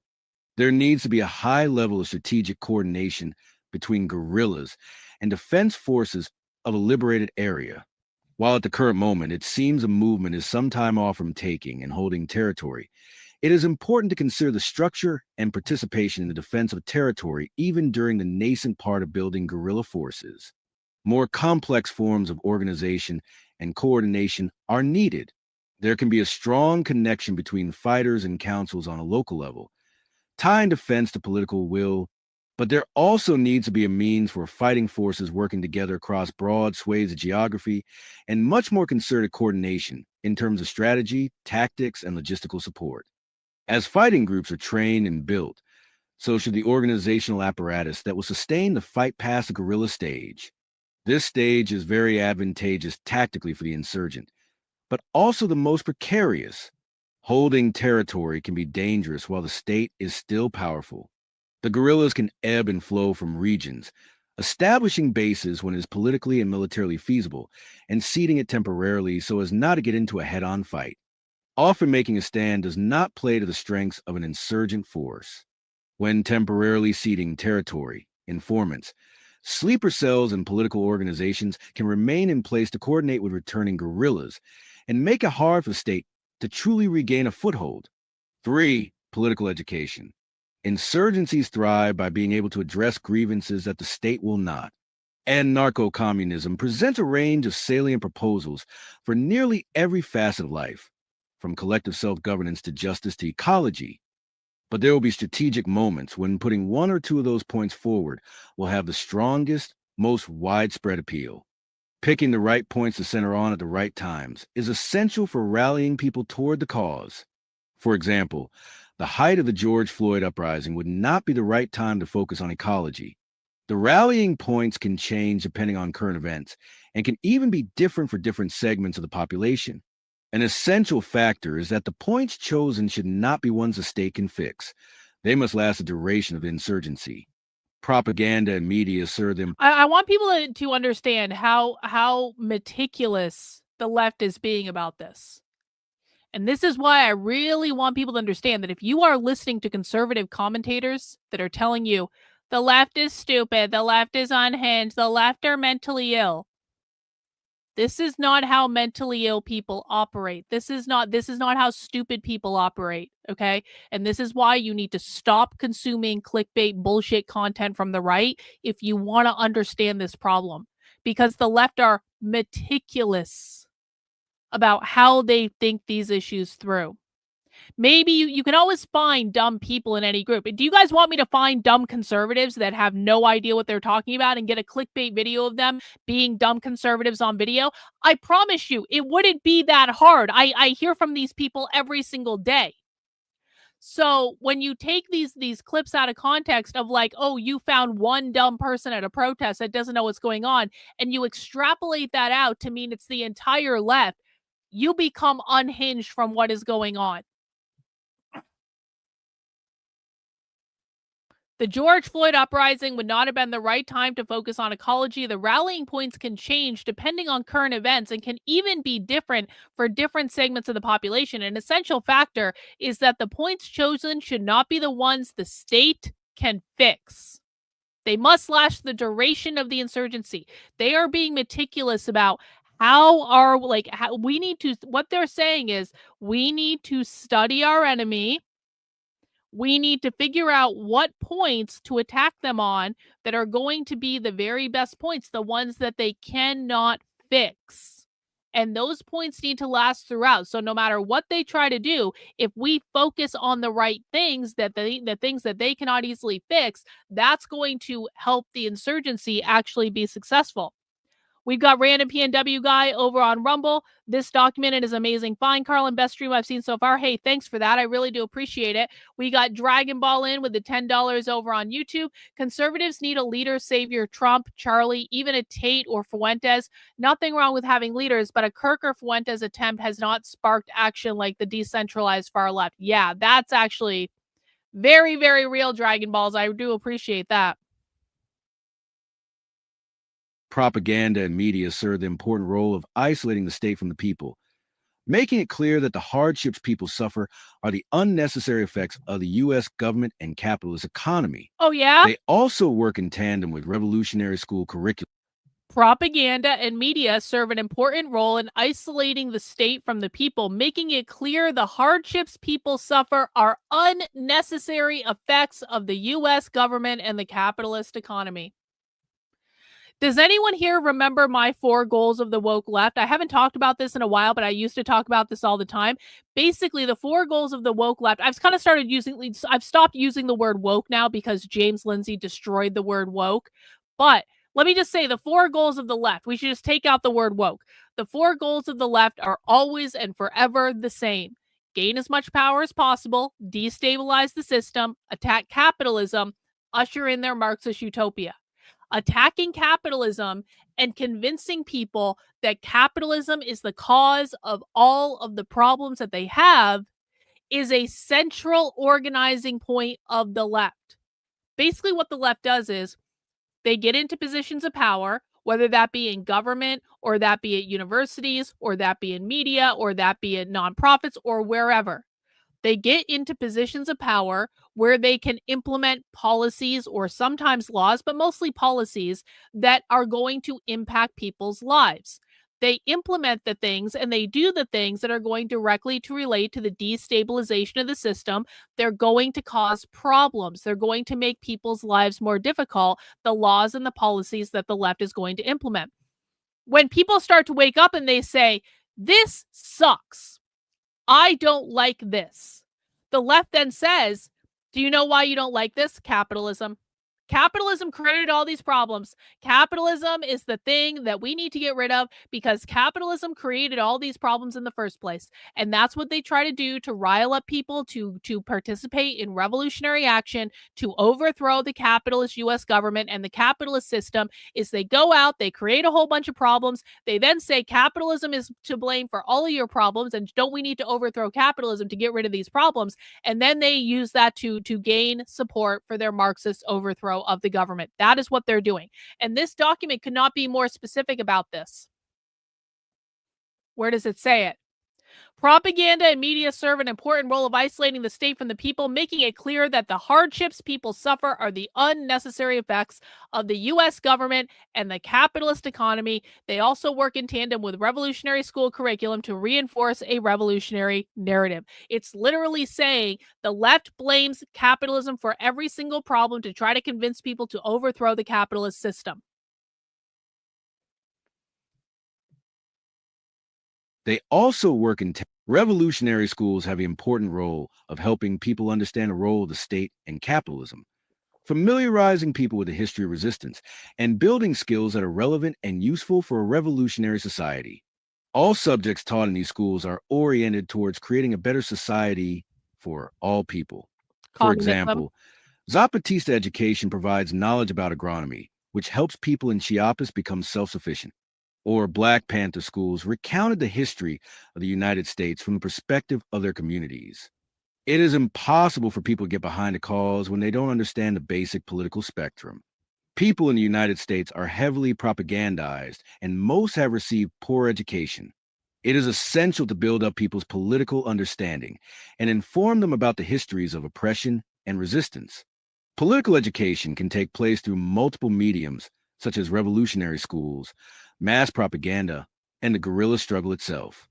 Organizing can work as propaganda to draw clear battle lines and create conditions for the... When they keep talking about propaganda, what are they talking about? Pop quiz for the chat. When they keep talking about propaganda, how are they distributing the propaganda? Hey, KK, thanks for the super chat. Class has been excellent. Thanks as always. Hey, I do appreciate that. We still got a ways to go. I understand. I understand what you meant. Don't worry about it. I appreciate the money. Guys, what do they mean when they say propaganda? Yeah, they mean zines. Zines. Zines. The reason I harp so much on zines is zines are the propaganda. Zines are the propaganda that they're creating and distributing. Well done. Organizing can work as propaganda to draw clear battle lines and create conditions for the struggle. For example, to demonstrate the necessity of guerrilla struggle, revolutionaries can launch community campaign. Black Liberation Army founder, Dhoruba bin Wahad, has suggested calling for community control of the police, which is a logical proposal to help solve their rampant murders of Black and brown people. However, it is a request that the state will never meet. The proposal functions to organize communities of opposition on a local level, and the intransigence of the state demonstrates the necessity for revolutionary defense forces to step in. Black Panther School. For revolutionary culture, a fundamental cultural shift is essential for revolutionary work in the U.S. Political and social organizations and fighting forces embody this culture, creating goodwill within local communities. 15. Revolutionary culture requires a collective approach to the struggle. Political actors should be selfless, stand up steadfast, hold true to their word, and show respect for themselves and those who are most disadvantaged in bourgeois society. These qualities are fundamental for achieving a society where every member cares for and is responsible for all the others. The welfare of those who are the most vulnerable become the obligation of all. A leftist revolutionary movement demonstrates a commitment to life and community. Revolutionary culture runs counter to acculturation in the U.S., which has indoctrinated people to act against their self-interest. People are socialized from a young age to distrust their neighbors, turn their backs on people in need, and look out for themselves before anyone else. This may be the hardest aspect to overcome for developing an effective movement in the U.S. The evidence of U.S. culture permeating the movement lies in the thousands of failed political groups, the constant fractures and insurmountable conflicts between comrades, people using the movement to fundraise or do research for their careers, individuals demanding social credit for their revolutionary contributions, an ideological emphasis on isolated, personal initiatives to drive political work, and political groups whose policy it is to instrumentalize people in order to achieve their goals. It is important for people involved in revolutionary work to shed the alienating and competitive ways that have been forced on people by the U.S. regime in order to build effective collaboration and trust. Cooperation and trust are the bedrock of the movement, holding it together through difficult situations and demonstrating the types of relationships that unite a liberatory political project. When people join the movement, they will be acculturated to cooperating with each other. 5 material considerations for success. Infrastructure requirements include access to and control over communications, food, finances, arms, transportation, means to disseminate information, and the ability to supply resources to insurgents and the population. Logistic and communication networks, independent of the state, serves fighting forces and the population.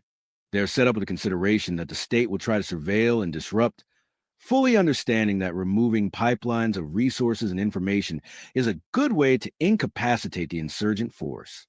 Arms and tactics training are key. This can happen with the supportive army. For example, in 1982 Islamic Revolution. Hey, thanks, Battle Gnome, for becoming a member of the channel. I really do appreciate it.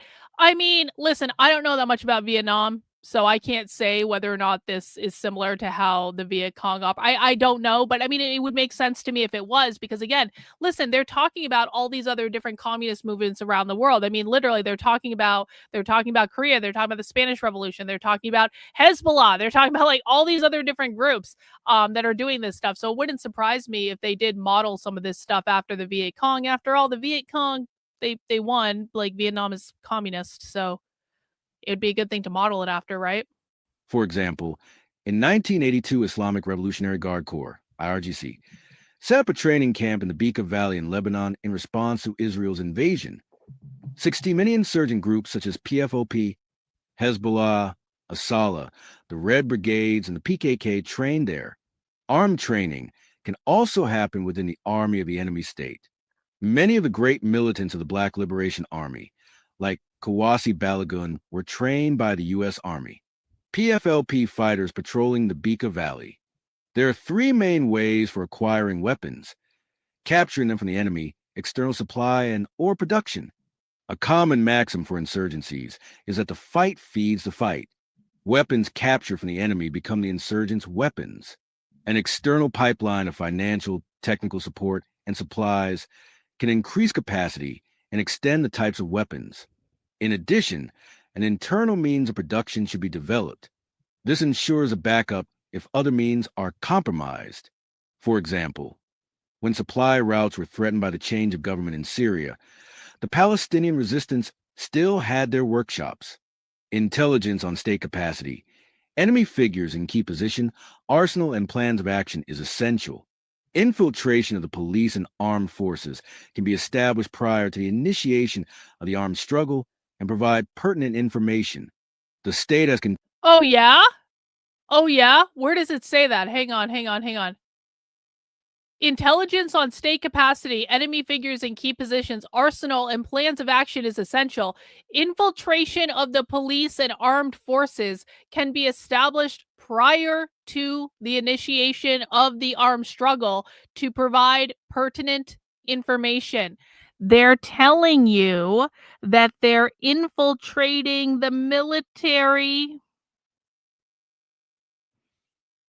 Which, by the way, this is not the first time we've heard them say this. We know they're infiltrating the military. They tried to take over the military academies a long time ago. They were actually pretty successful in that. And so this is not like new information, but I just want to point out, they're telling you they're infiltrating the military. They're being very clear about it.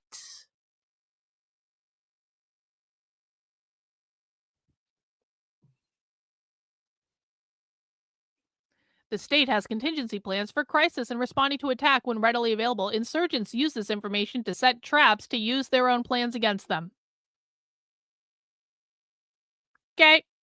The state has an important part of a revolutionary insurgent struggle is that it intends to build a different economic system. Oh, yeah? This alternative system begins at the outset of a struggle as a way of circulating resources to those who are participants. However, money will certainly be necessary. Funding can be planned well in advance of the beginning of the armed struggle, diversifying sources and obscuring where they are held. Funding can come in the form of external support. Well, this is a great question from Bill. Bill says, how can we be so dumb? Here it is in writing. Bill, do you want to know why I yell on the internet all the time? Do you want to know why I spend so much time yelling on the internet? It's because all of this is public information. All of this has been public information for a long ass time. It's just that people on the right didn't look at it. I don't do anything amazing. I literally just monitor leftist spaces and I read their documents and I go to their events and I read their propaganda. All of this is publicly available information. The FBI should be doing this shit, and they're not. The Department of Justice should be doing this shit, and they're not.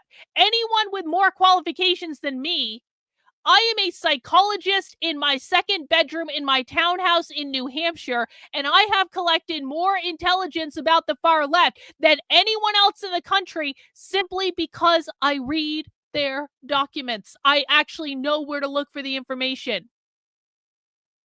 And they all want to pretend that I'm crazy. Like, this is what conservatives say. You shouldn't listen to Karlyn because she's crazy. Oh, yeah? Am I? Am I really? Am I really? Because all I'm doing is reading the left's own stuff. And then conservatives want to ignore it because it doesn't fulfill the narrative that they want to have about the left. And then they call me crazy for actually reading the real materials. Exactly. Funding can come in the form of external support, draining that of the enemy and community support. With these factors in mind, it is clear why an analysis of multiple insurgencies suggests that the likelihood of success will increase based on one, the remoteness in the center of the counterinsurgent's power, two, the ability for the insurgent to move across an international border, three, international alliances, and four, a local administrative vacuum. In consideration of the physical demands of an insurgency, a temperate climate, and a spread out population add an advantage. 17, while all these conditions may not necessarily be met in every case where political organizations form, they are useful to consider when launching a struggle. 6, strategic timing. An insurgency has a tactical advantage of being able to wait, building up sufficient forces and popular support, and striking at a time and location of its choosing. Training and organization can be developed to a high degree before the armed struggle begins. A crisis or weakening of the state is helpful for launching an insurgency. For example, anti-colonial insurgencies didn't succeed before 1938, when World War II weakened European states. The insurgent can wait for a moment when the U.S. is tied up in military conflicts and has exhausted its resources, or is lacking popular support. A war on its own soil against an external enemy could, for example, provide the right conditions, or engaging in multiple armed conflicts abroad would weaken the U.S. state and diminish its international standing, creating an opening for the insurgent.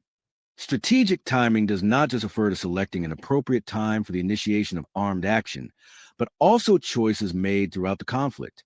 Once armed action begins, it is important to keep up the pacing and pressure. The state will have the strongest chance of stamping out an insurgency during the initial period, the guerrilla struggle, due to functioning administrative control. To quash an insurgency, the state needs to arrest guerrillas, regain the trust of the population, and instate compliant leaders through elections. For this work, the state depends on pre-existing civil structures like the police, nonprofits, local representatives, and social services. This administrative power is very effective at stifling rebellions. The momentum of the George Floyd uprising was successfully derailed by coordinated civil actions, including elected representatives speaking out at marches, legal proceedings being issued against Derek Chauvin, and city-to-city coordinated police action against demonstrators. 18. It is important for the insurgent to make the state... Hang on. The momentum of the George Floyd uprising was successfully derailed by coordinated civil actions, including elected representatives speaking out at marches, legal proceedings being issued against Derek Chauvin, and city-to-city coordinated police action against the demonstrators. They're telling you how to throw sand in their gears, guys. They're saying, this is what I was saying to Harrison yesterday. Like, Harrison was like, Karlyn, what do we do about this? And I was like, I don't know, be more aggressive about deportations. Get them fired from their jobs, like speak out, like get like what we need to do is we need to be hitting the head in the fucking face, the hitting the head, hitting the left. There we go. What we need to do is we need to be hitting the left in the face at all fucking times. What do we do? How do we fight this? Get more aggressive. No. I am not saying go into their communities with guns. I want to be very fucking clear about this. Don't ever fucking Fed post in my chat again. When I say hitting them in the face, what I mean is the Trump administration needs to be going into immigrant areas and loading immigrants onto fucking trucks and driving their asses to Mexico and then bragging about it all over the fucking media. I want to see a mass military presence in every major U.S. cities doing deportations every single fucking day. I want to see the terrorist organization that they just arrested. I don't give a fuck if the FBI set them up or not. I don't care. I want to see all the Antifa people that they just arrested actually charged as Antifa, charged as terrorists. I want to see every fucking communist in every taxpayer-funded position fired from their jobs. You know, Harrison said, well, we just had to pick them off one by one. Well, yes, actually, yeah. We need to go after them one by one in a very high-profile public way to send the message that if you are a communist in America, you are going to get fired from your job, you're going to get canceled, you're going to get arrested, all your people that you're trying to protect are going to get deported anyway. We will win and you will lose. Sit down, shut the fuck up, and stop trying to coordinate this shit. That's what needs to be done. And what they're saying is, listen, when the police brought charges against Derek Chauvin, that really fucked everything up for us. They're telling you that this stuff screws up what they're doing. So just do the stuff they don't want you to do. Do the stuff that pisses them off. Do the stuff that puts them in fucking jail for the rest of their lives and takes them off the street organizing. Deport all the people that shouldn't even fucking be here. And stop complaining about I don't give a fuck about due process. Load the Spanish-speaking people onto a fucking truck and drive their asses to Mexico and leave them on the other side and don't let them back in. If you do not speak English in this country, get the fuck out.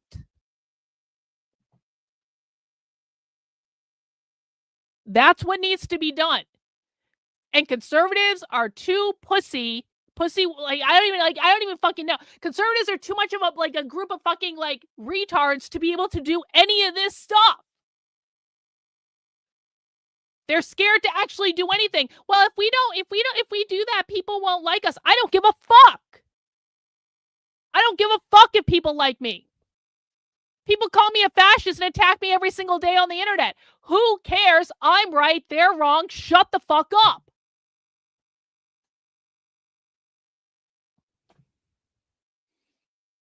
It is important for the insurgent to make the state civic bodies unable to function, drawing the conflict into a military terrain. The U.S. Army Marine Counterinsurgency Manual confirms controlling the level of violence is a key aspect of the struggle. A high level of violence often benefits insurgents. The societal insecurity that violence brings discourages or precludes non-military organizations, particularly administrative proxies of the counterinsurgent, which the manual identifies as diplomats, police, politicians, humanitarian aid workers, contractors, and local leaders. 19. The guerrilla. Carlos Marighella confirms the role of the urban guerrilla, in order to win the support of the population, is to continue fighting, heightening the disastrous situation within which the government must act. 20. Marighella also emphasizes that keeping in mind the interests of the people during this process is essential. The insurgent must precisely balance the need to combatively overwhelm the administrative capacity of the state with a need to maintain the goodwill of the population. During the early stages, the insurgent can control the pacing and tenor of the fight and can time it to best suit the social and strategic conditions at each moment. However, launching the armed attack is not just about watching and waiting for an opening, but creating the conditions for the struggle to flourish.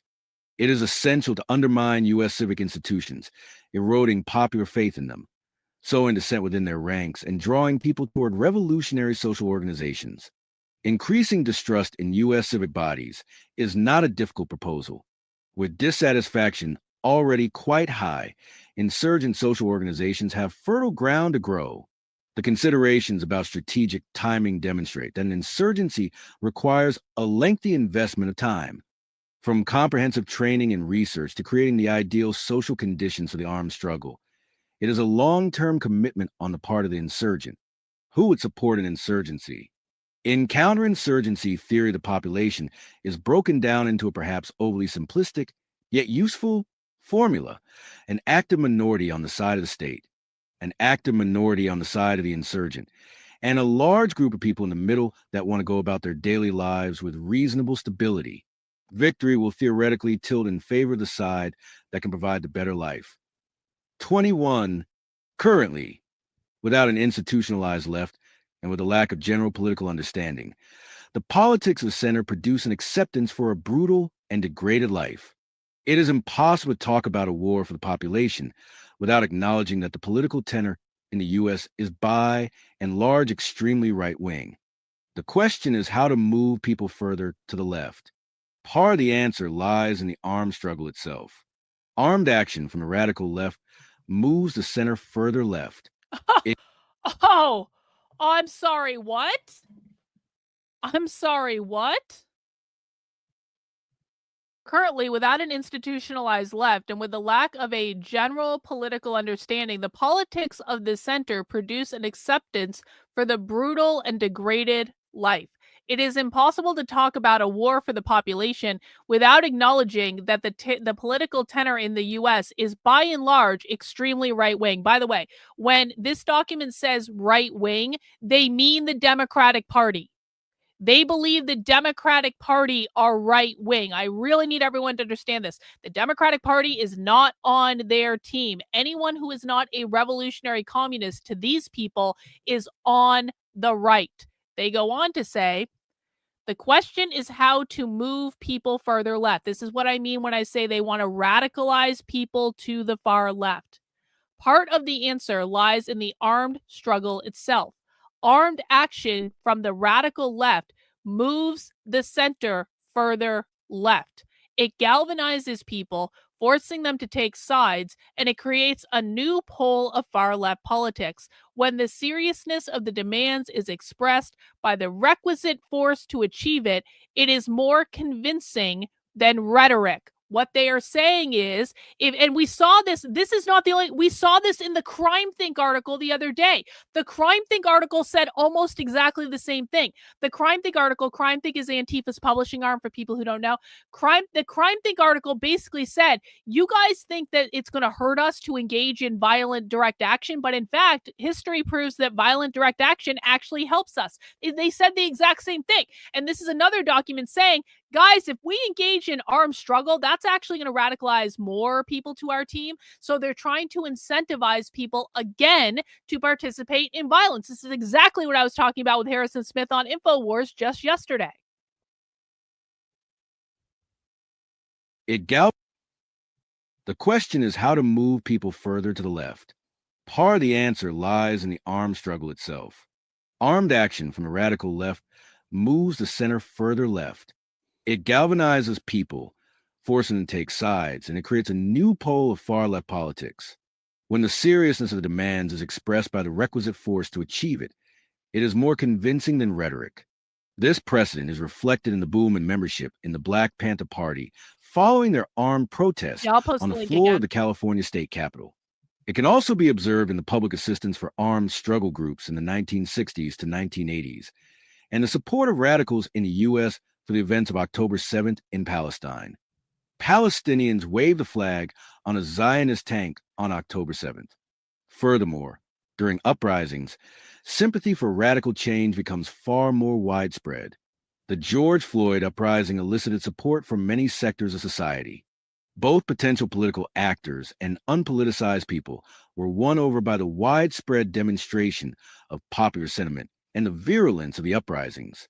As demonstrators began challenging the police, support for their initiative grew and acceptance of the police fell dramatically. Being very clear and open about armed struggle can quickly bring in participants. In Chiapas, The EZLN started their work by explicitly building a guerrilla force and clearly expressing their intention to initiate an armed struggle to potential supporters. This drew people towards a struggle by demonstrating a commitment to success and means for people to effect a material change within their communities. There already exists an impetus to take armed action against colonial adversaries, like Willem Van Sprans's attack on ICE. These public displays demonstrate a groundswell of popular sentiment that could be organized into a cohesive force. While armed action pushes prevailing opinion further left, armed action complemented by social organizations becomes a thoroughly convincing force. Social programs indicate the genuine intention of political actors to better people's lives and facilitate people joining the effort. The combination of armed struggle and social organizations counteract the feeling of helplessness that the state wants to project on people. In the U.S., there are many communities that are targeted or sidelined by the state, but no one wants to accept a victim role. In fact, this is a dynamic that helps the state control people, and also one that the nonprofit industry preys on, creating an alternative where people can live with dignity. Cultivating a culture of respect and creating capacity to win is key for building self-actualization through struggle. The genuine self-sufficiency of revolutionary communities is an attractive proposal Hey, to people who have historic... Master Shake, if you're in the chat, did they ever announce who the brown shooter was? I see you sent the press conference link to the chat, but did they ever actually have the press conference to announce who the brown shooter was? The genuine self-sufficiency of revolutionary communities is an attractive proposal to people who have historically been oppressed. One of the greatest examples of U.S. brutality is the prison system. It is also the most concentrated population of politicized people in the country. This legacy is thanks to prison organizers like the Nation of Islam, George Jackson, the Black Panthers, and incarcerated members of armed struggle groups like the United Freedom Front and the Black Liberation Army. The teachings of comrades from previous generations... Oh, shit! They're in New Hampshire. The FBI is in New Hampshire right now trying to arrest the shooter for the Brown University stuff. Whoa! No, that wasn't it. No, stop listening to bullshit con artists on the internet. No, that wasn't real. Yeah, so they're basically... Great. So the FBI is basically half an hour away from where I live arresting this Brown... That's just great. That's awesome. Okay, whatever. I'll find out more later, I guess.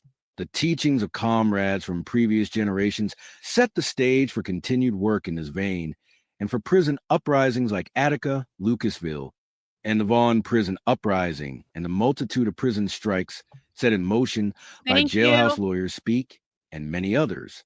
People locked up and terrorized daily by the state forces understand the force required to stop them. The proliferation of George Jackson-style study groups in many prisons today, some named after him, is testament to this continued political legacy. Many of those organizing inside would like to participate in movements on the outside, but have to deal with a very real problem of securing housing, food, etc.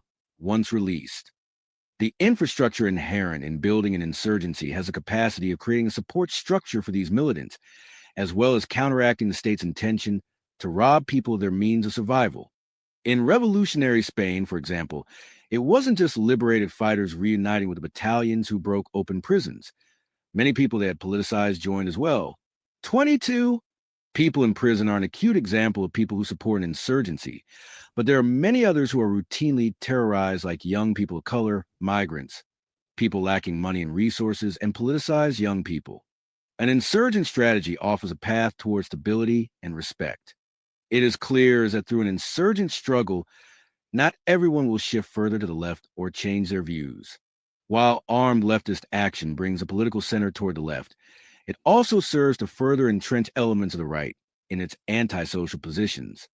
There will always be the minority that supports reactionary objectives. There are 2 points to consider: balkanization and suppression. A common misconception in revolutionary work is that the entire territory of the U.S. needs to be liberated. This is a difficult proposal given many people's right-wing views and vastness of the geography. A more realistic idea is akin to the proposal of the Republic of New Africa to section off a part of the South, a balkanization of the territory occupied by the United States. Okay, so this is actually very interesting. This is actually really interesting. A common misconception in revolutionary work is that the entire territory of the U.S. needs to be liberated. This is a difficult proposal given many people's right-wing views and vastness of the geography. A more realistic idea is akin to the proposal of the Republic of New Africa to section off a part of the South, a balkanization of the territory occupied by the United States. Oh, look at this! Holy shit! I had no idea about this. They proposed creating the Republic of New Africa in Louisiana, Mississippi. I don't remember what the Alabama. What is this? This is a section of Georgia and a section of South Carolina. No Florida. Florida would be totally cordoned off on its own. Florida's off on its own in this plan. Wow. So the left is, you know what? I mean, this is good news, guys. It's good news for me. I live in New Hampshire. I live in the North. Okay. So the left is, the left, I did freaking Alabama. I brought it back though. Come on. I remembered it. But the left is basically saying we don't need to take over the whole country. We can just take over a section of states. Okay. A more realistic, there remains a question. How protect a movement from actors with a right-wing political ideology? First, getting people to sympathize and participate in the movement will create fewer enemies. While there is a right-wing political bent currently throughout the U.S., this should not be considered a static fact. It is important to consider that the many communities that vocalize right-wing views didn't always do so and do so now because of concerted propaganda efforts on the part of state actors. Being a proactive political movement means engaging in activities and messaging that will affect a change in this failing perspective. Yet it is important to note at this point that reactionaries should not be the focus of efforts. Propaganda efforts can be far-reaching enough that they happen to reach right-wing people, driving a wedge between those who are deeply racist, xenophobic, etc., and those who actually care about others. The ideologically hardened right-wingers are essentially enemy combatants. Whether they are currently active is not so much a question. If allowed to remain in a territory, they may be or could become agents of the counterinsurgent. They must be thoroughly disabled and removed from liberated territories. It is important to begin considering how to deal with these factions from the perspective of an abolitionist movement. Complete annihilation is essential. Why an insurgency would succeed in the U.S. The strengths of the U.S. become its weaknesses in the face of an insurgency. The U.S. is hubristically proud of its military might. True. Military spending far outpaces any other nation, with its spending in 2020 amounting to the same as the next 9 highest nations. Equipment and tactics developed in the military are deployed in local police departments as well. From SWAT teams to the FBI to the Department of Homeland Security to militarized police, local residents are bombarded with highly technological and militarized state force. Within the dynamics of asymmetrical warfare, these are the conditions where the insurgent has the advantage. A more technologically advanced and equipment-laden enemy is too cumbersome to counter guerrilla fighters. Complex apparatuses become a hindrance, and the top-down structure can't pivot quickly enough.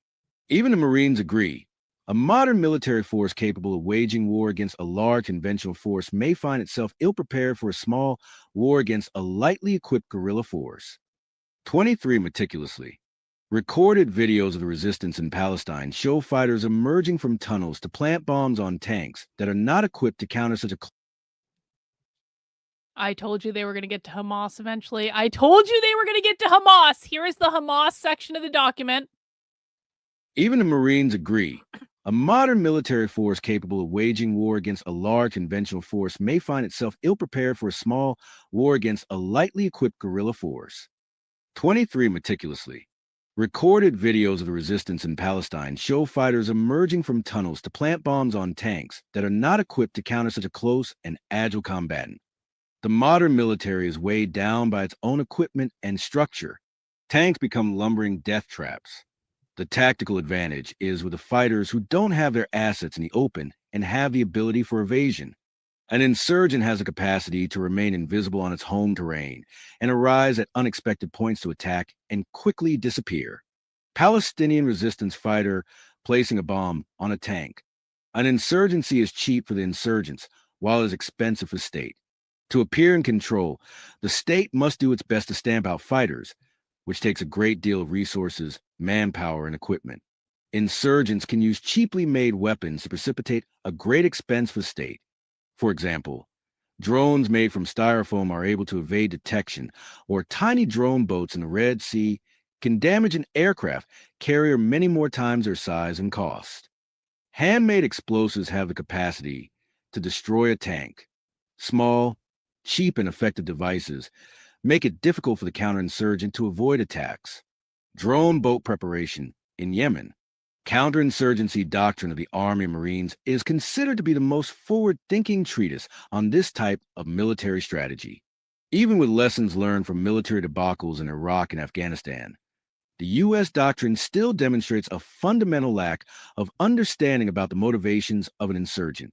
Given the extreme lack of empathy for people's lives, it is seemingly impossible for military strategists to fathom that others may be driven by genuine concern for their fellow humans. 24, the lack of compassion for the people coupled with a misreading of their adversary makes it difficult for the institutions of the U.S. state to respond appropriately to challenges.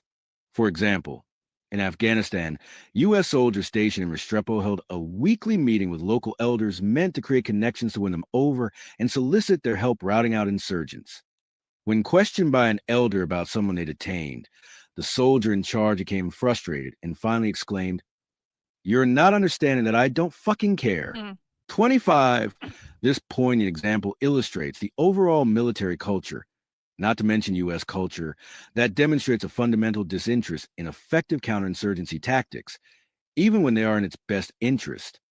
For its own sake, Yeah, actually, there's no fucking whining if you're told to go watch a video here. I don't know what the fuck your question was. I don't actually really care. I don't care if someone told you to go watch a 2-hour video. Sometimes watching a 2-hour video is required. So if that's what's required and you fucking whine about it, you are not cut out to be on this channel. I don't want to hear any whining. I want to hear what's going on. I want to hear comments related to what is going on the screen right in front of you. Because if you haven't noticed, this isn't about your fucking feelings. This is about the left trying to overthrow the United States. That's more important than your fucking feelings. And if you don't want to take the time to do this, go back to Fox News or Libs of TikTok or other conservative clickbait content. I don't give a fuck. For its own sake, the counterinsurgent should not respond to guerrilla attacks with overwhelming force, as it risks alienating people and driving them further from its cause. For example, Safia Bukhari astutely noted that the New York Police Department made her a member of Black Panther Party. Bukhari was a middle-class college student who got involved in the movement after she was arrested for defending a Black Panther from police harassment. She learned from this episode that she had no rights, which galvanized her to join the party and eventually the Black Liberation Army. Trump's execution of Michael Reinoehl in cold blood when he was on the run for shooting a fascist, South Carolina bringing back the firing squad for legal executions. 26, the popularity of the shooting of a healthcare CEO, the impunity of police to shoot people of color, masked ICE agents tearing families apart, all show that the U.S. state is dead set on losing the war for the population. The overriding indifference of the U.S. government to recognize the humanity of people, particularly people of color, within its borders create a situation where people want to rid themselves of its hegemony. The oligarchic nature of the U.S. state, coupled with massive wealth disparity, creates the potential ground for class war. 27. The U.S.'s dependence on capitalist infrastructure further exacerbates its problems. This is a major issue for the state in the face of internal armed struggle, a huge field of potential for the insurgent. Without a social safety net, the population in the U.S. is vulnerable to natural and economic catastrophes. This is quite apparent with the supply chain disruptions during the COVID-19 pandemic or the aftermath of Hurricane Katrina. Even day-to-day social problems, like lack of access to medical care, are severe, creating questions about the state's ability to administer its population. The very existence of an insurgency necessitates the development of functional and revolutionary supply chains, a direct challenge to the administration of the state. This is understood by U.S. government, and the reason why it felt threatened by Black guys, they're talking about developing their own supply chains. They're talking about when the right started talking about developing their own parallel economy a couple of years ago, the left had actually already done that. This is what they're talking about. They're talking about their own parallel economy that can't be infringed upon by the capitalist U.S. government. This is understood by the very existence of an insurgency necessitates the development of functional and revolutionary supply chains, a direct challenge to the administration of the state. This is understood by U.S. government, and the reason why it felt threatened by Black Panther Party breakfast program, ambulance services, health clinics, and education programs. Yet its policy of deprivation continues, creating a need for what insurgents have to offer. Black Panther Party sickle cell anemia testing. Currently, Western civilization is catapulting itself towards impending demise. The failure of Ukraine to gain the upper hand against Russia, despite the U.S. pouring money into the conflict, and the success of the Axis of Resistance against Israel, particularly Ansar Allah's defeat of the U.S. Navy, demonstrate that Western military might is waning. The rise of anti-colonial, anti-West movements in the Sahel and West Asia would not have been possible without this weakening. The BRICS alignment is forcing the West to reckon with a new geopolitical order, seemingly grasping at straws to try to retain its dominant position. The U.S. has been threatening to start a plethora of wars without clear ability to succeed. Furthermore, internal politics in the U.S. have never been more contentious and divisive. With the rise of fascism and its conspiracy-prone base, those who care about people and approach social organization logically are looking for alternatives. The perfect conditions for an insurgency are amassing. The U.S. is waning as a global power. It hosts a wildly divided population and has no plan in place for people's survival. The potential success of an insurgent struggle is greater now than ever before. The global order will look very different in the span of a few years to decades. The fall of the brutal hegemony of the U.S. could lead to a restructuring of political and economic relations around the globe. It would be ideal if new forms of society had a liberatory characteristic, and to do that, comrades in the U.S. can start laying the groundwork for an insurgency. How to start building an insurgency? The first step is to set up political organizations. Members should be aligned in terms of ideology, strategy, and, most importantly, around revolutionary rather than radical or reformist goals. Participants can form either one large organization or facilitate a network of aligned groups. The choice between a network or organization depends on the dispositions of those involved and currently existing formations. Political groups should agree on a structure for their organization and roles of the members, while networks should agree on how organizations will communicate effectively with each other and roles of each group. Both should agree on revolutionary outcomes, codes of behavior, political outlook, and ways of measuring success. So they're basically saying that, listen, in order to have a decentralized network, because again, this is not a hierarchical insurgency. This is an insurgency of thousands of small little cells. They're saying, listen, we need to agree on some operating procedures here. We need to agree on how we're going to be structured. We need to agree on the different roles. We need to agree on how we're going to communicate with each other effectively. We need to agree on what success looks like. We need to come up with a standard set of values. This is a highly pragmatic way of going about coordinating this. Quite frankly, this is something that businesses should be doing, but they don't often do this. Like businesses should do this stuff in terms of just like creating a common culture, creating common operating procedures, creating a common set of values, and yada yada yada yada yada. So this is extremely important for people to understand. It's not as though, again, this is not about marching orders being delivered. This is about all of them coming up with some sort of like set of saying, here is our values. Here are the things we believe in. Here is how we're going to conduct business. Here is how we're going to communicate with each other. Like, they're thinking through every single detail. Both should agree on revolutionary outcomes, codes of behavior, political outlook, and ways of measuring success. The political position of this proposal is intended for the revolutionary left, following an anti-capitalist and anti-colonial perspective. Oh, yeah? Political groups should be fully committed to the destruction of the United States and its racist history and culture. I'm sorry? I'm sorry, what? Political groups should be fully committed to the destruction of the United States and its racist history and culture.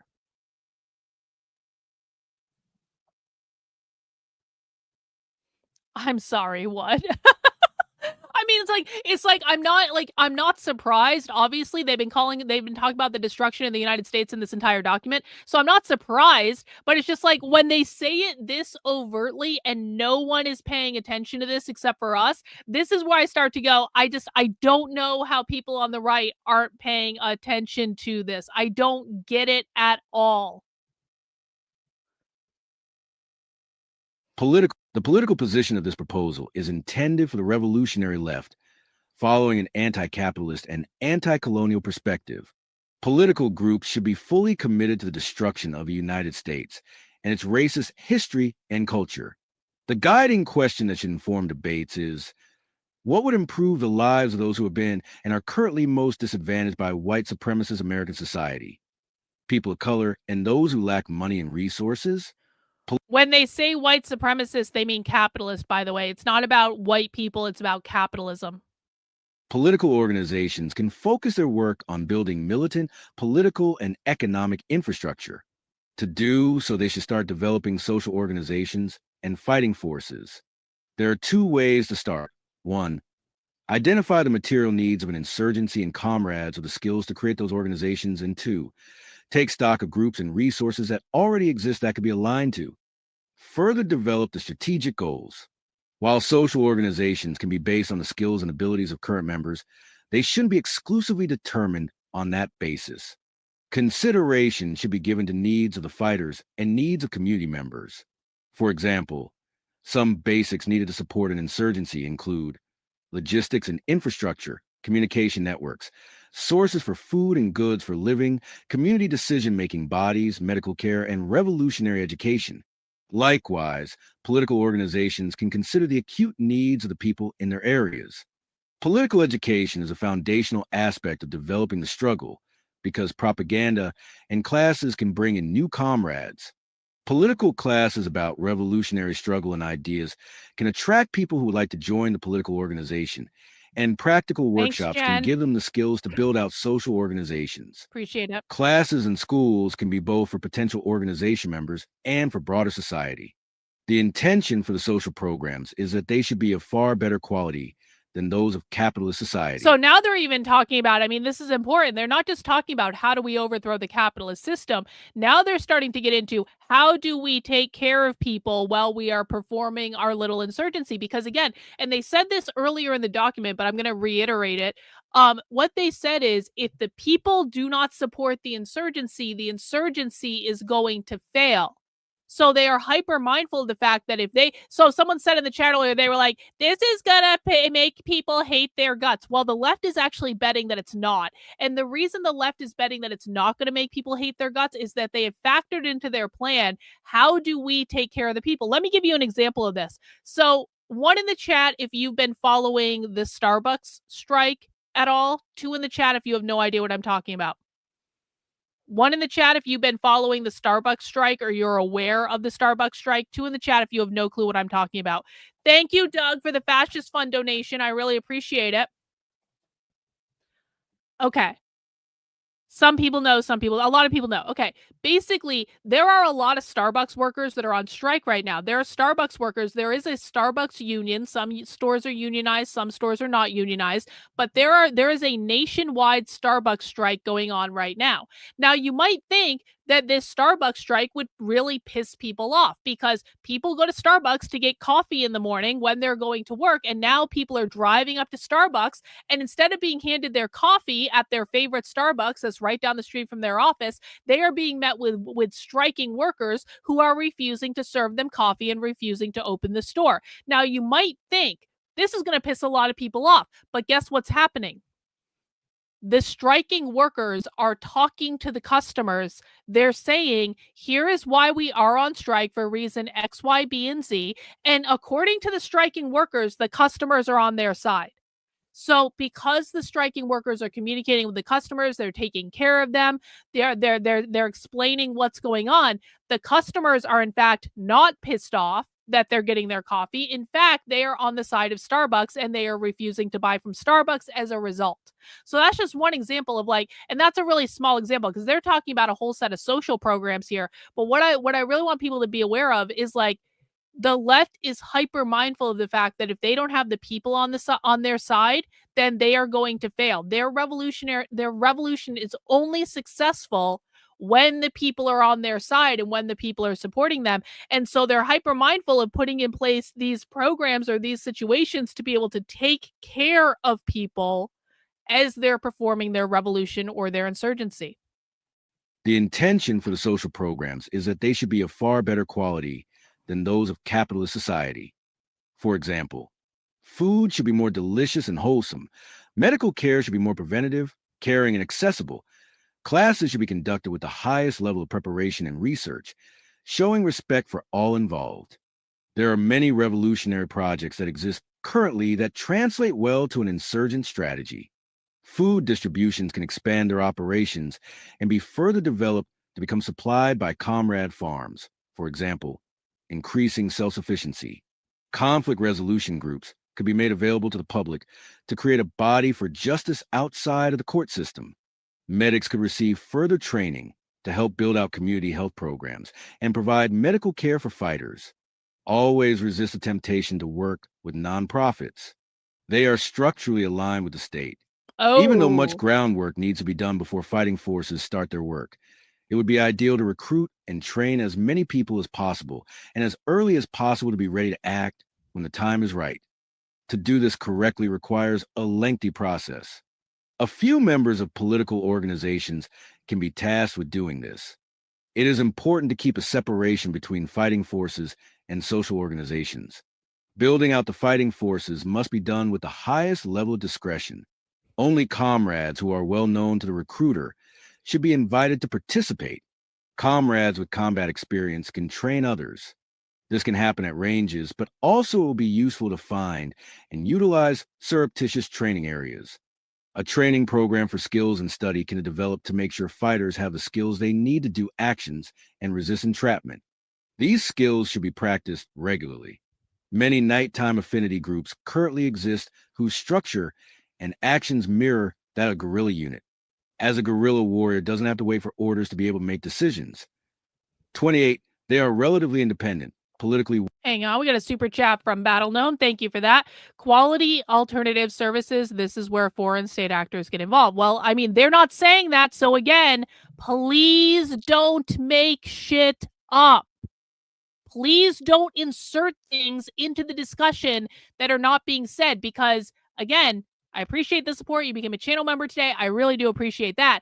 But the reason the right is so fucking unhinged is they make shit up that is not said. They insert it into the conversation like it's real. And then all of a sudden, people don't know the difference between real and fake. So they have not said this. I do not agree with this assessment, but thank you for the $5. I'm going to keep it anyway. And I appreciate you keeping in mind that we don't make shit up here. As a guerrilla warrior doesn't have to wait for orders to be able to make decisions. 28, they are relatively independent, politically well-versed, conduct hit and run strikes, are fluid and flexible, secure, because they don't necessarily have to know who comprises other groups, and able to produce their own propaganda materials.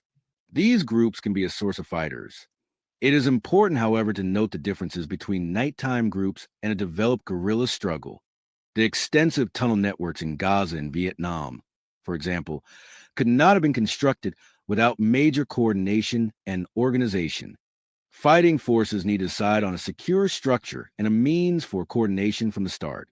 Guerrillas don't need to necessarily know who is in other cells, but should have a way to communicate. There should also be a way to communicate between political organizations and fighting forces that should include ways of determining a greater war strategy.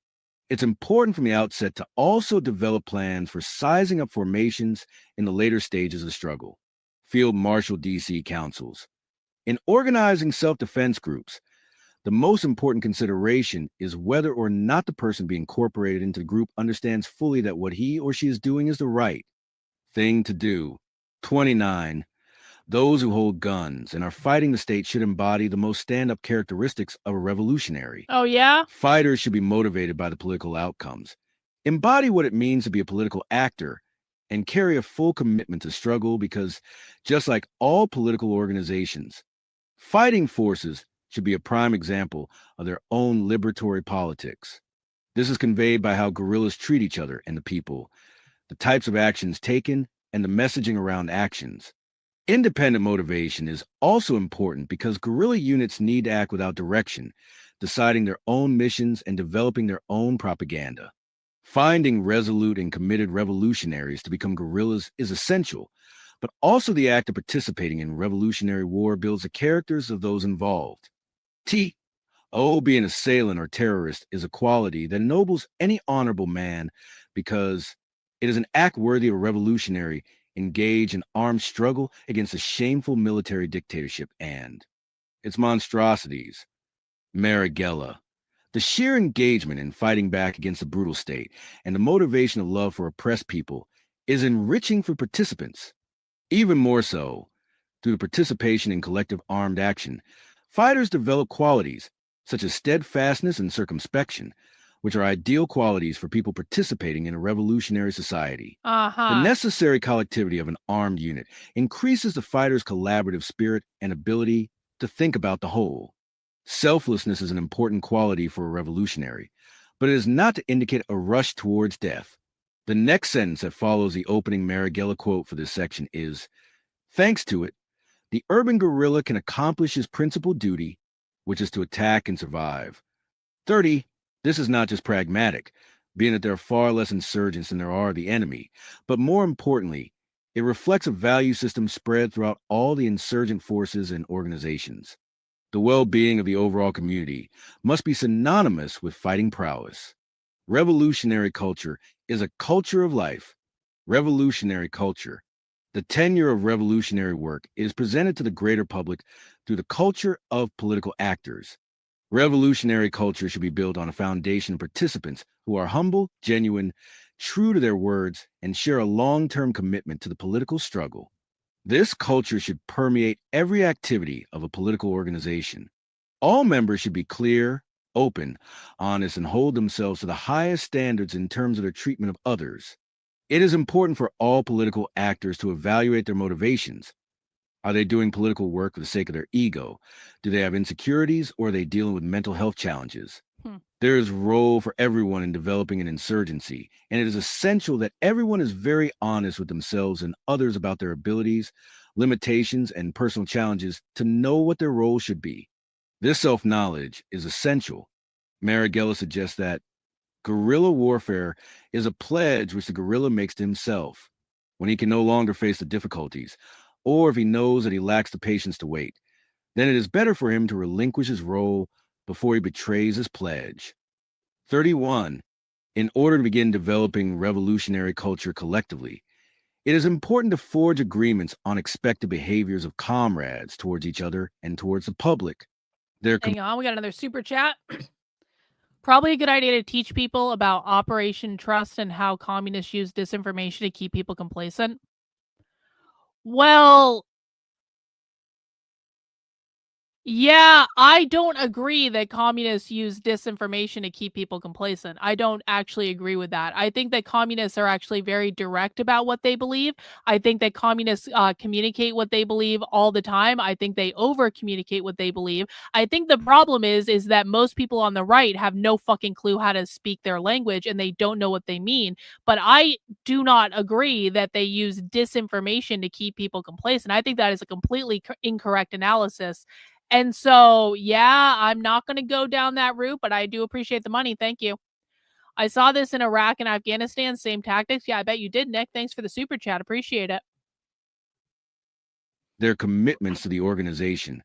What qualities to look for in people who want to join? Again, guys, like people on the right, you confuse misinformation with you don't understand. You think that because you don't understand something, other people don't understand things because you are projecting your own perception onto other things.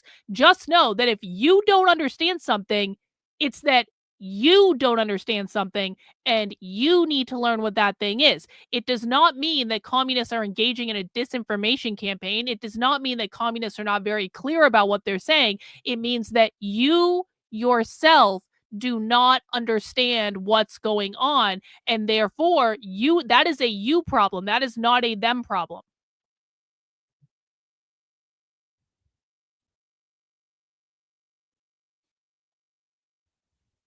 their commitments to the organization, what qualities to look for in people who want to join, and the process and expectations for people leaving the organization.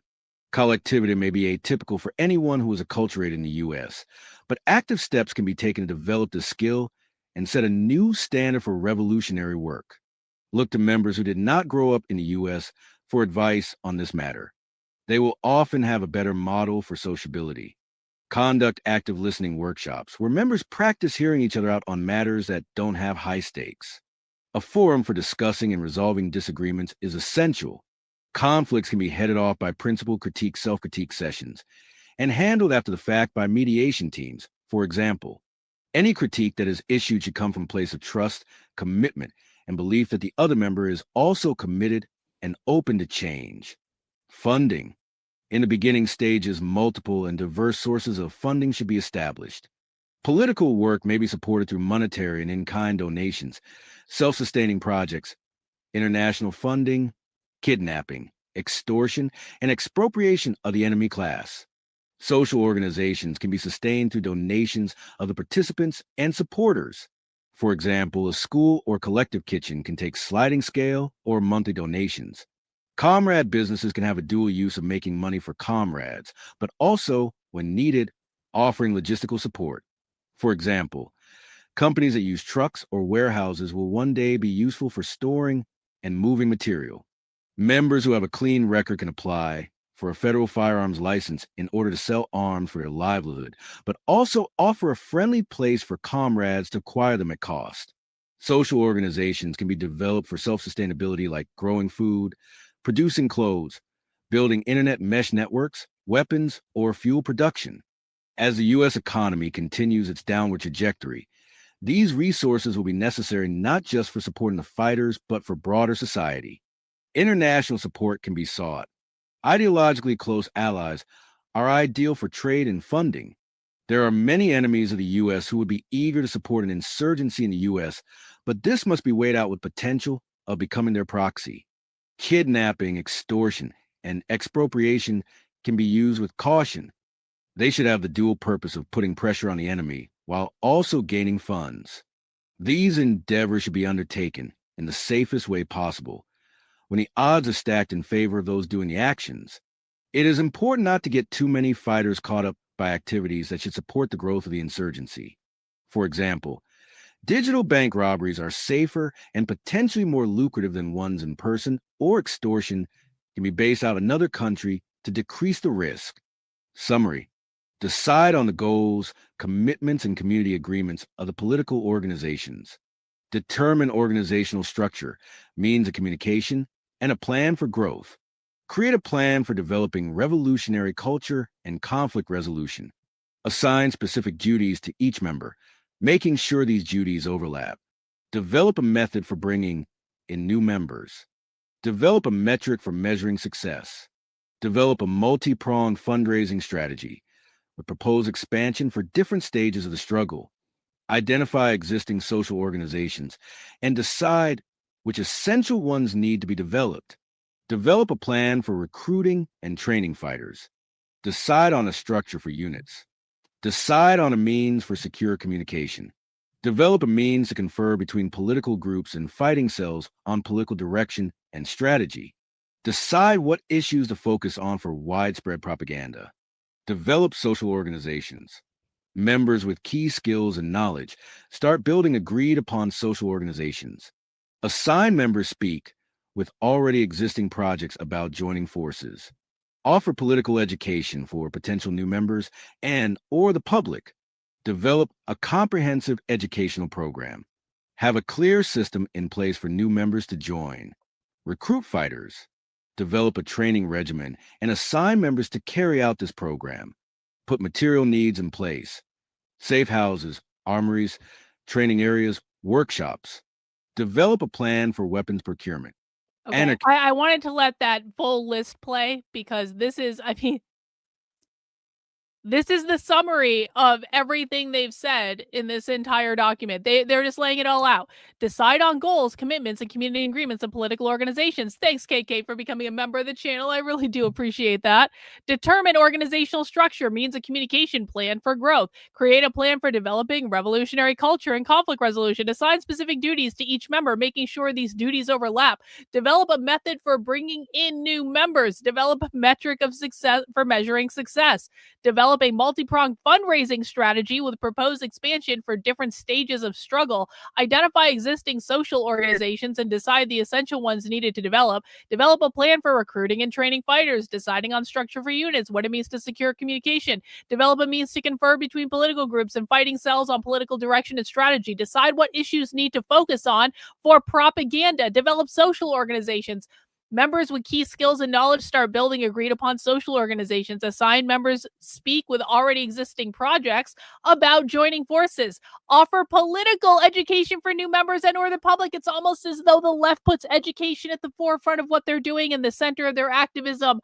Always. Develop a comprehensive education program. Have a clear system in place for new members to join, recruit fighters. Develop a training regime and assign members to carry out this program. Put material needs in place. Safe houses, armories, training areas, workshop. Develop a plan for weapons procurement. Okay. Kind of seems like they've thought out their little revolutionary plan to me. Like...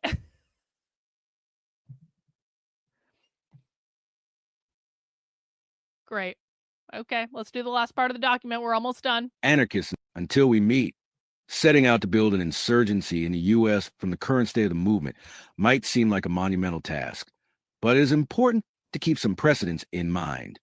Every organization and every armed struggle had to start from nothing. Many began in even less favorable conditions and with much less support. Know that it is possible to fight through extreme adversity when our organizations are strong, and always remember that it is possible to create the best conditions for the movement. The situation in the U.S. makes it ripe for political change. The U.S. is flailing politically and economically. People are searching for solutions for basic survival and want to see the development of a capable struggle.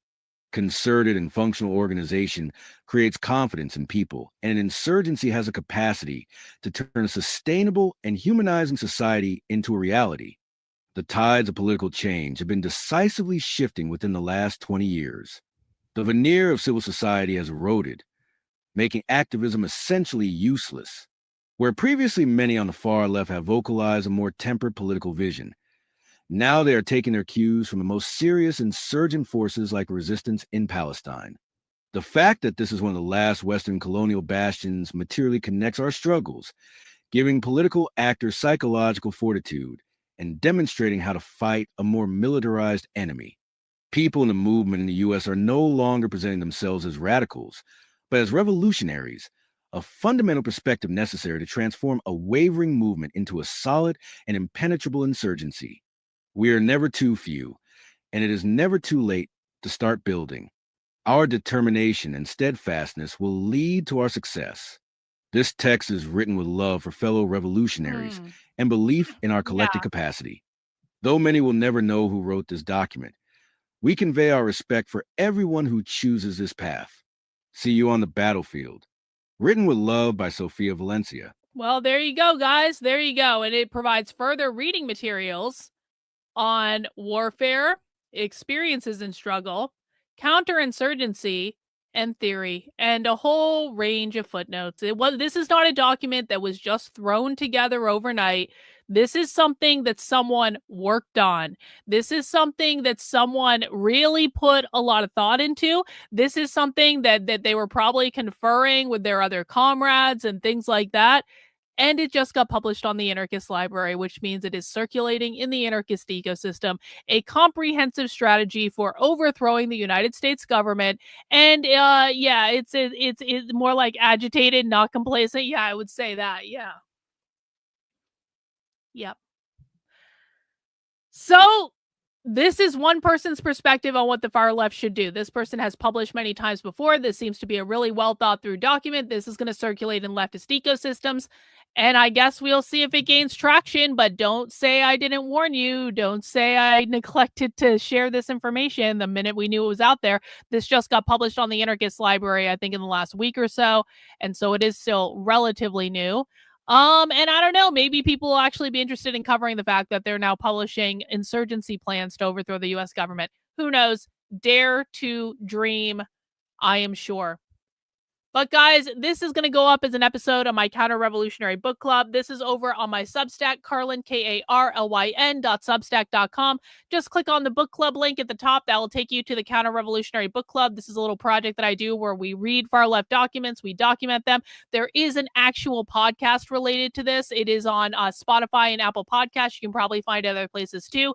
There's more documents in this archive than just the podcast, but if you want to have something you can listen to on the way to work or things like that is available as well. And of course, if you guys want to support the work I'm doing, make sure you are subscribed on the Substack. That is again, Karlyn, Karlyn.substack.com. I am 100% funded by people just like you. I don't have any political backers. I don't take any political money. I don't have to shill any narrative talking points.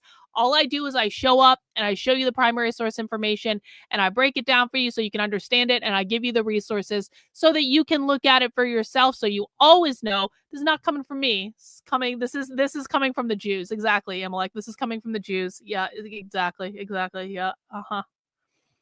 It's true.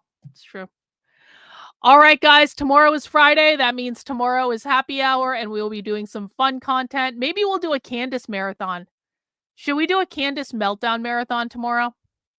Is there something else we should do tomorrow? Fridays are typically a little bit of a lighter day on the stream where we just basically watch like general interest content. Let me know if you guys have ideas of what we should watch tomorrow. Otherwise, I'm going to be left to my own devices on that. Aaron, that's totally fine, bro. It's totally cool. I appreciate the super chat. Thank you. We'll figure out something to watch tomorrow. Let me know if you guys have any ideas. In the meantime, I'm going to go cry or something. Yeah, and don't forget to make your tax-deductible donation to the Center for Left-Wing Studies. So true, JR. So true. I am still keeping an eye out for your donation, although I don't expect it to show up for a couple of days. But definitely by early next week, it should probably be in the system, and I will keep an eye out for that, and I do appreciate that. All right, guys, that is it. Oh, wait, we got random PNW guy over on Rumble. Let's see what he had to say. I've been able to watch most of this. Action items, Karlyn, you may want to consider to leverage your skill set and audience. Launch a campaign to identify key inserts. No, bro. I've got. Listen, PNW guy. I appreciate your interest. I have action items that I'm already doing. I don't have time for any additional fucking action items. Here's the action item. If you guys think this information is important, share this information. If you guys want this information out there, listen, I've done my job. I am not creating a PR campaign around this document. That is actually not going to happen. I have a million other things I need to do. I do appreciate your thoughts. I appreciate your super chats. I appreciate all that. Expecting me to launch a PR campaign around this document is unrealistic. That's not my job. If you want people to know about it, share it. Share it with your network, share it with your community, share it with your Facebook, followers or whatever they do on Facebook. Send it out to influencers. You guys have to take, I am not going to do a PR campaign about this. I've done my job. I just spent almost 3 hours listening to this document and breaking it down and making it available to the public and making sure people were aware of it. It's now the public's responsibility to do something. It is the public's responsibility. I have done my part. Do your part. This is not just about me. Okay? I've given you the information. Go. That's all I have. All right? I'm going to go hang out now. That's it. I'll see you guys tomorrow. Take care, guys. We'll see you soon. Bye.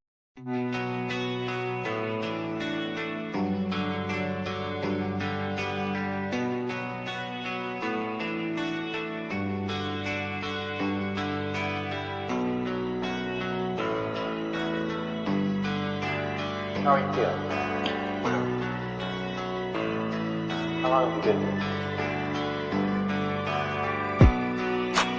3 months, May 17th. And what brought you?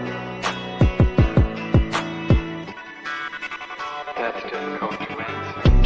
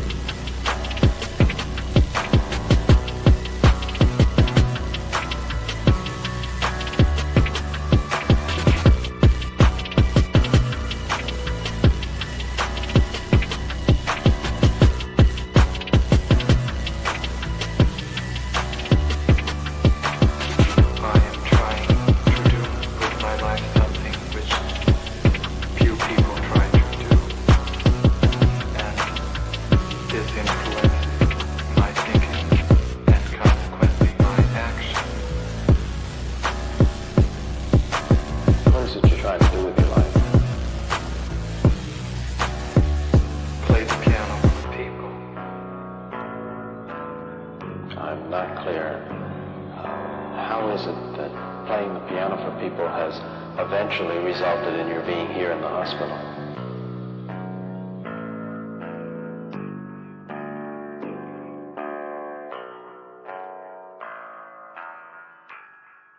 That's difficult to answer.